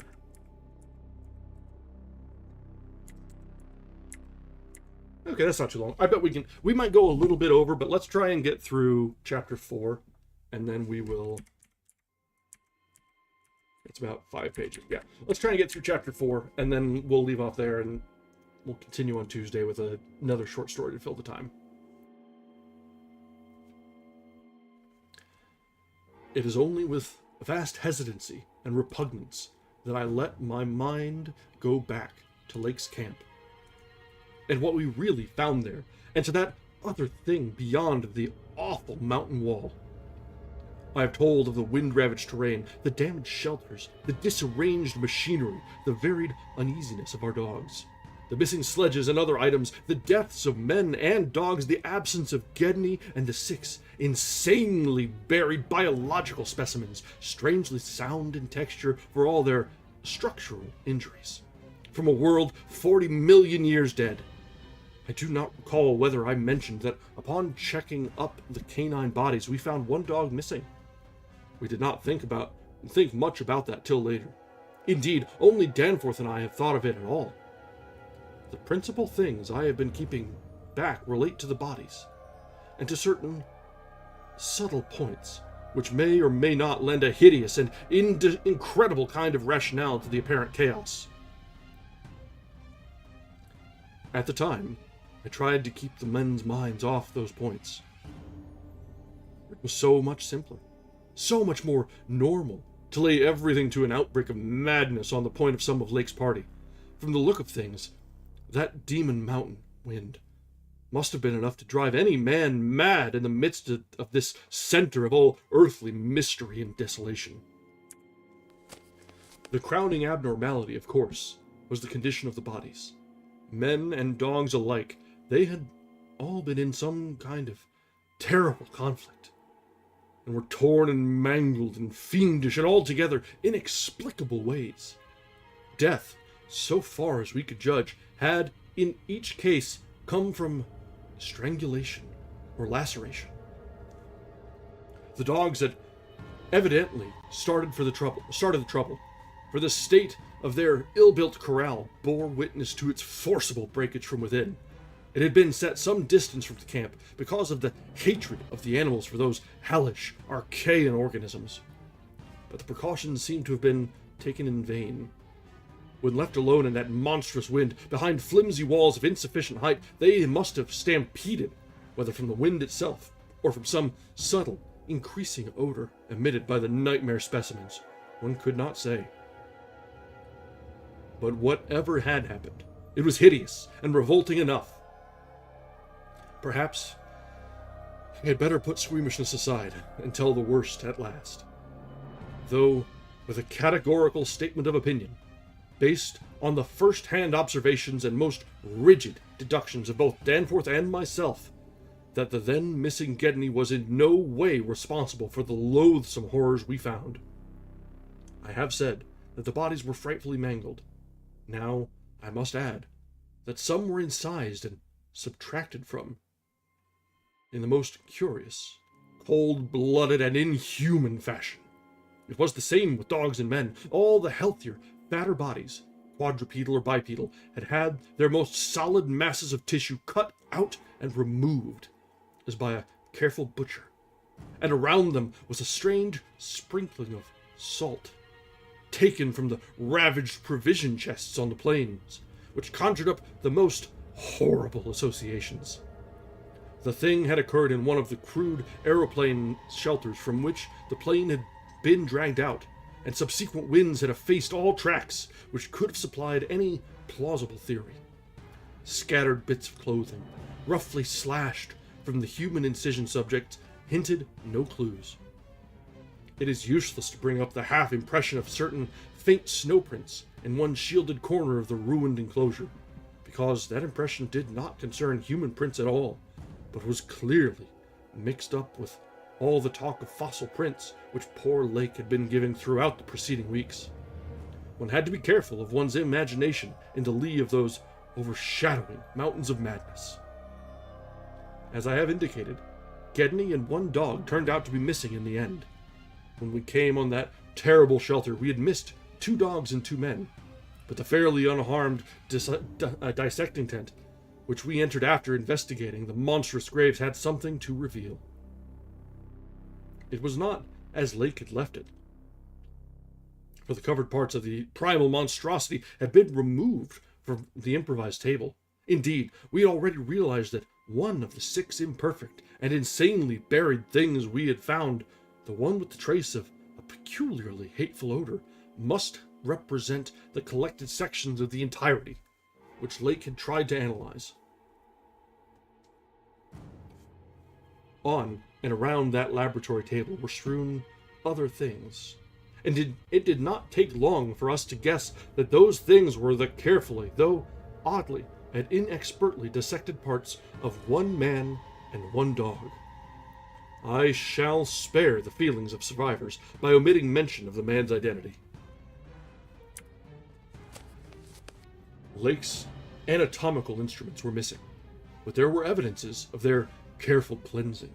The gasoline stove was also gone, though around it we found a curious litter of matches. We buried the human parts beside the other 10 men, and the canine parts with the other 35 dogs. Concerning the bizarre smudges on the laboratory table, and on the jumble of roughly handled illustrated books scattered near it, we were much too bewildered to speculate. This formed the worst of the camp horror, but other things were equally perplexing. The disappearance of Gedney, the one dog, the 8 uninjured biological specimens, the 3 sledges, and certain instruments. Illustrated technical and scientific books, writing materials, electric torches and batteries, food and fuel, heating apparatus, spare tents, fursuits, and the like, was utterly beyond sane conjecture. As were likewise the spatter-fringed ink blots on certain pieces of paper, and the evidences of curious, alien fumbling and experimentation around the planes and all other mechanical devices, both at the camp and at the boring. The dogs seemed to abhor this oddly disordered machinery. Then, too, there was the upsetting of the larder, the disappearance of certain staples, the jarringly comical heap of tin cans pried open in the most unlikely ways and at the most unlikely places. The profusion of scattered matches, intact, broken, or spent, formed another minor enigma, as did the 2 or 3 tent cloths and fursuits which we found lying about with peculiar and unorthodox slashings, conceivably due to clumsy efforts at unimaginable adaptations. The maltreatment of the human and canine bodies, and the crazy burial of the damaged Archaean specimens were all of a piece with this apparent disintegrative madness. In view of just such an eventuality as the present one, we carefully photographed all the main evidences of insane disorder at the camp, and shall use the prints to buttress our pleas against the departure of the proposed Starkweather Moor expedition.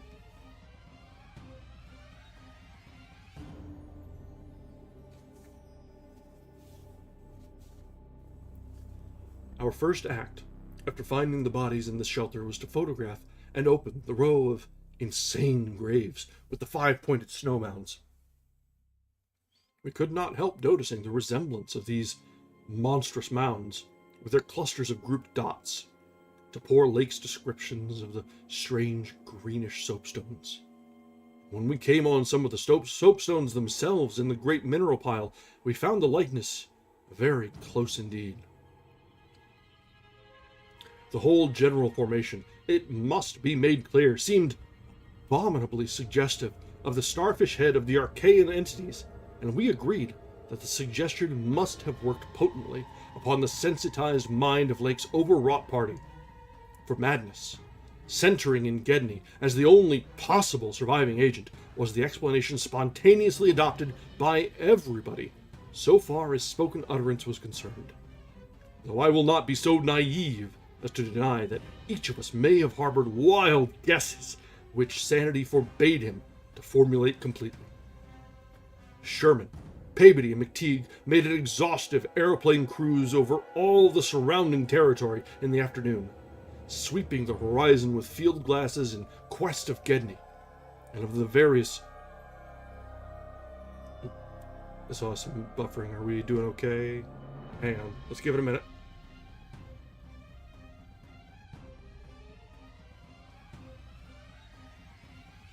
YouTube's getting scared too, I think. Okay, I think we're alright. Couple drop frames, but I think it's keeping up. For madness, centering in Gedney as the only possible surviving agent, was the explanation spontaneously adopted by everybody, so far as spoken utterance was concerned. Though I will not be so naive as to deny that each of us may have harbored wild guesses, which sanity forbade him to formulate completely. Sherman, Peabody, and McTeague made an exhaustive airplane cruise over all the surrounding territory in the afternoon, sweeping the horizon with field glasses in quest of Gedney and of the various missing things. But nothing came to light.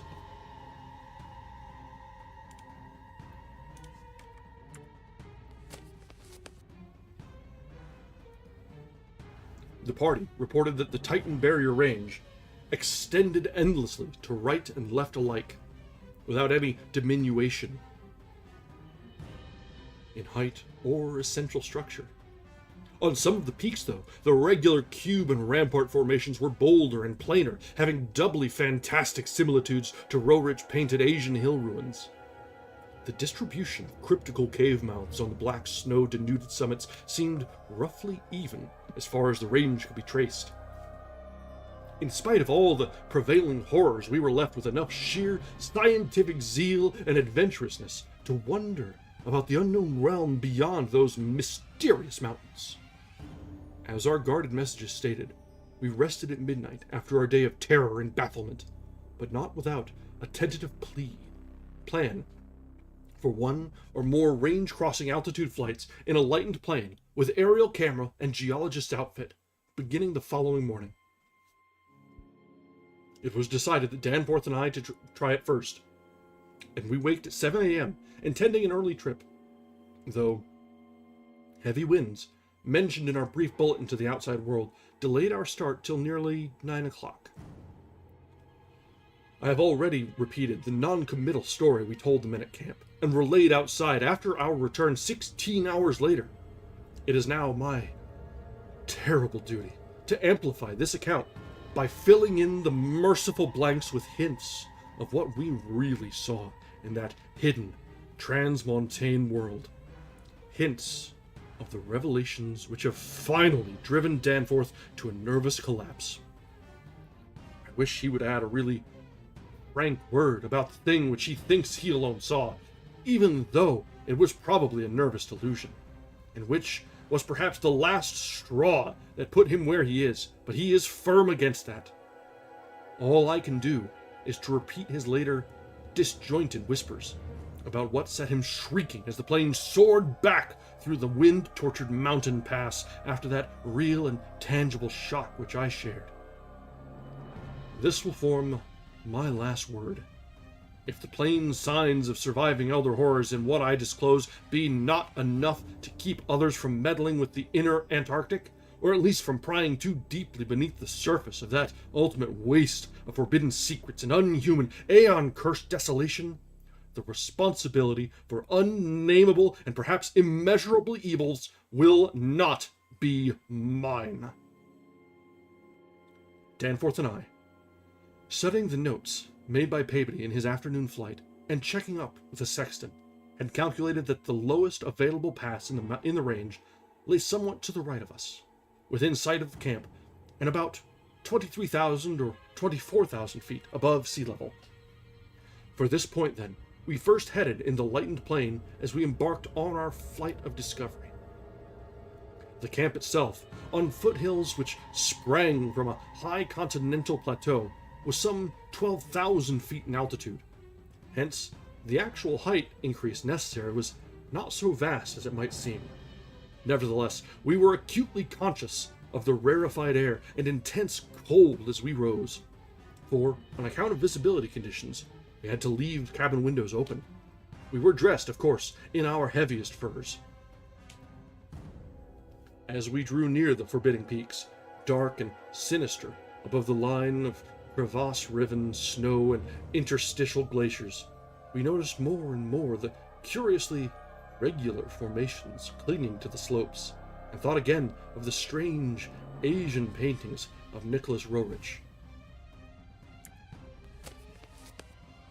The ancient and wind-weathered rock strata fully verified all of Lake's bulletins, and proved that these pinnacles had been towering up in exactly the same way since a surprisingly early time in Earth's history, perhaps over 50 million years.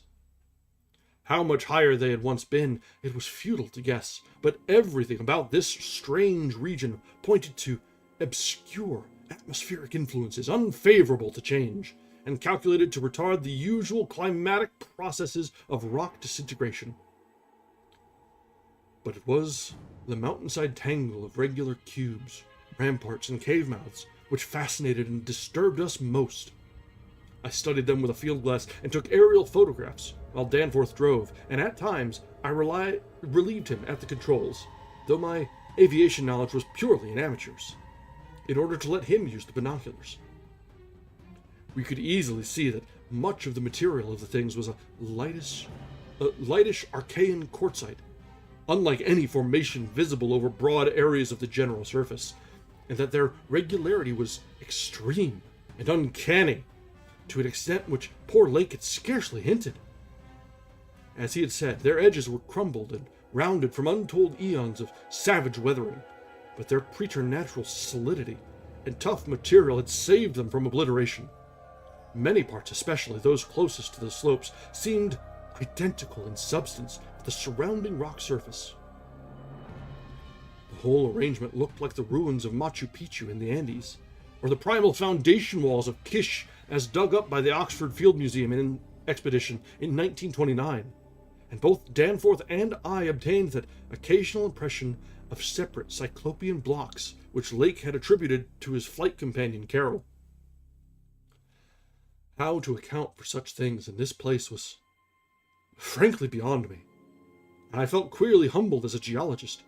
Igneous formations often have strange regularities, like the famous Giant's Causeway in Ireland, but this stupendous range, despite Lake's original suspicion of smoking cones, was above all else non-volcanic in evident structure.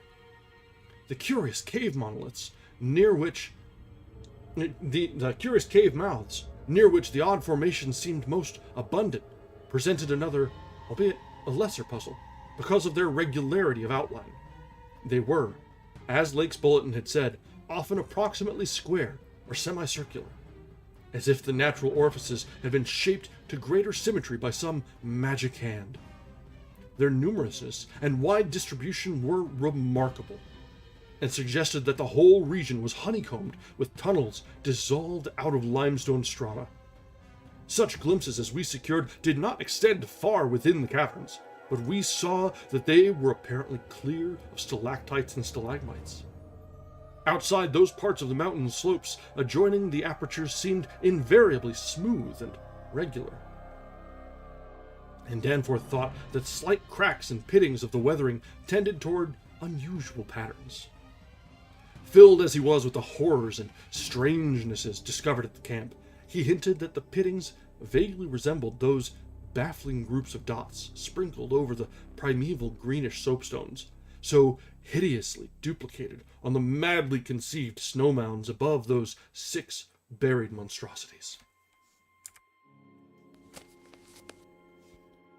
We had risen gradually, in flying over the higher foothills, and along toward the relatively low pass we had selected. As we advanced, we occasionally looked down at the snow and ice of the land route, wondering whether we could have attempted the trip with the simpler equipment of earlier days. Somewhat to our surprise, we saw that the terrain was far from difficult as such things go, and that despite the crevices and other bad spots, it would not have been likely to deter the sledges of a Scott, a Shackleton, or an Amundsen. Some of the glaciers appeared to lead up to wind-bared passes with unusual continuity, and upon reaching our chosen pass, we found that its case formed no exception. Our sensations of tense expectancy, as we prepared to round the crest and peer out over an untrodden world, can hardly be described on paper, even though we had no cause to think the regions beyond the range essentially different from those already seen and traversed. The touch of evil mystery in these barrier mountains, and in the beckoning sea of opalescent sky glimpsed betwixt their summits, was a highly subtle and attenuated matter not to be explained in literal words. Rather, it was an affair of vague, psychological symbolism and aesthetic association, a thing mixed up with exotic poetry and paintings, and with archaic myths lurking in shunned and forbidden volumes. Even the wind's burden held a peculiar strain of conscious malignity, and for a second it seemed that the composite sound included a bizarre musical whistling or piping over a wide range as the blast swept in and out of the omnipresent and resonant cave mouths. There was a cloudy note of reminiscent repulsion in this sound, as complex and unplaceable as any of the other dark impressions. We were now, after a slow ascent, at a height of 23,570 feet, according to the aneroid, and had left the region of clinging snow definitely below us. Up here were only dark, bare rock slopes and the start of rough-ribbed glaciers. But with those provocative cubes, ramparts, and echoing cave mouths to add a portent of the unnatural, the fantastic, and the dreamlike. Looking along the line of high peaks, I thought I could see the one mentioned by Poor Lake, with a rampart exactly on top. It seemed to be half lost in a queer Antarctic haze. Such a haze, perhaps, as had been responsible for Lake's early notion of volcanism. The pass loomed directly before us, smooth and windswept between its jagged and malignly frowning pylons. Beyond it was a sky fretted with swirling vapors and lighted by the low polar sun. The sky of that mysterious, farther realm upon which we felt no human eye had ever gazed. A few more feet of altitude, and we would behold that realm. Danforth and I, unable to speak except in shouts amidst the howling, piping wind that raced through the pass and added to the noise of the unmuffled engines, exchanged eloquent glances. And then, having gained those last few feet, we did indeed stare across the momentous divide and over the unsampled secrets of an elder and utterly alien Earth. And that brings us to the end of Chapter 4. And we have gone over time tonight. We've got about another 16 pages or so. Probably 15 pages. So that will give us something to look forward to on Tuesday. We have a wonderful cliffhanger for this one. So, as we've run over, I'll make tonight's closing brief. Thank you very much for joining us, everyone. Tonight was wonderful. I noticed that we've had a higher viewer count at one time than I think we've had yet. So thank you, everyone, for joining us. We've had a lot of fun with this one. I always love when we come back to Lovecraft. It's fun to read. It lends itself really well to a dramatic interpretation. So I can ham it up a little bit. So it's fun. So thank you very much for joining us tonight, and we will see you next time on Tuesday as we come together for the conclusion of At the Mountains of Madness, and then we'll see where the time finds us. We'll probably take up another of the shorter stories of Lovecraft. And this does bring to mind, we need to know what we'll read next. So if anyone has any suggestions or anything that they want us to hear or want us to read together, go ahead and drop us a line, whether they be on comments here in chat or over on Bluesky. I'm always open to suggestions, and we will see where our adventures take us.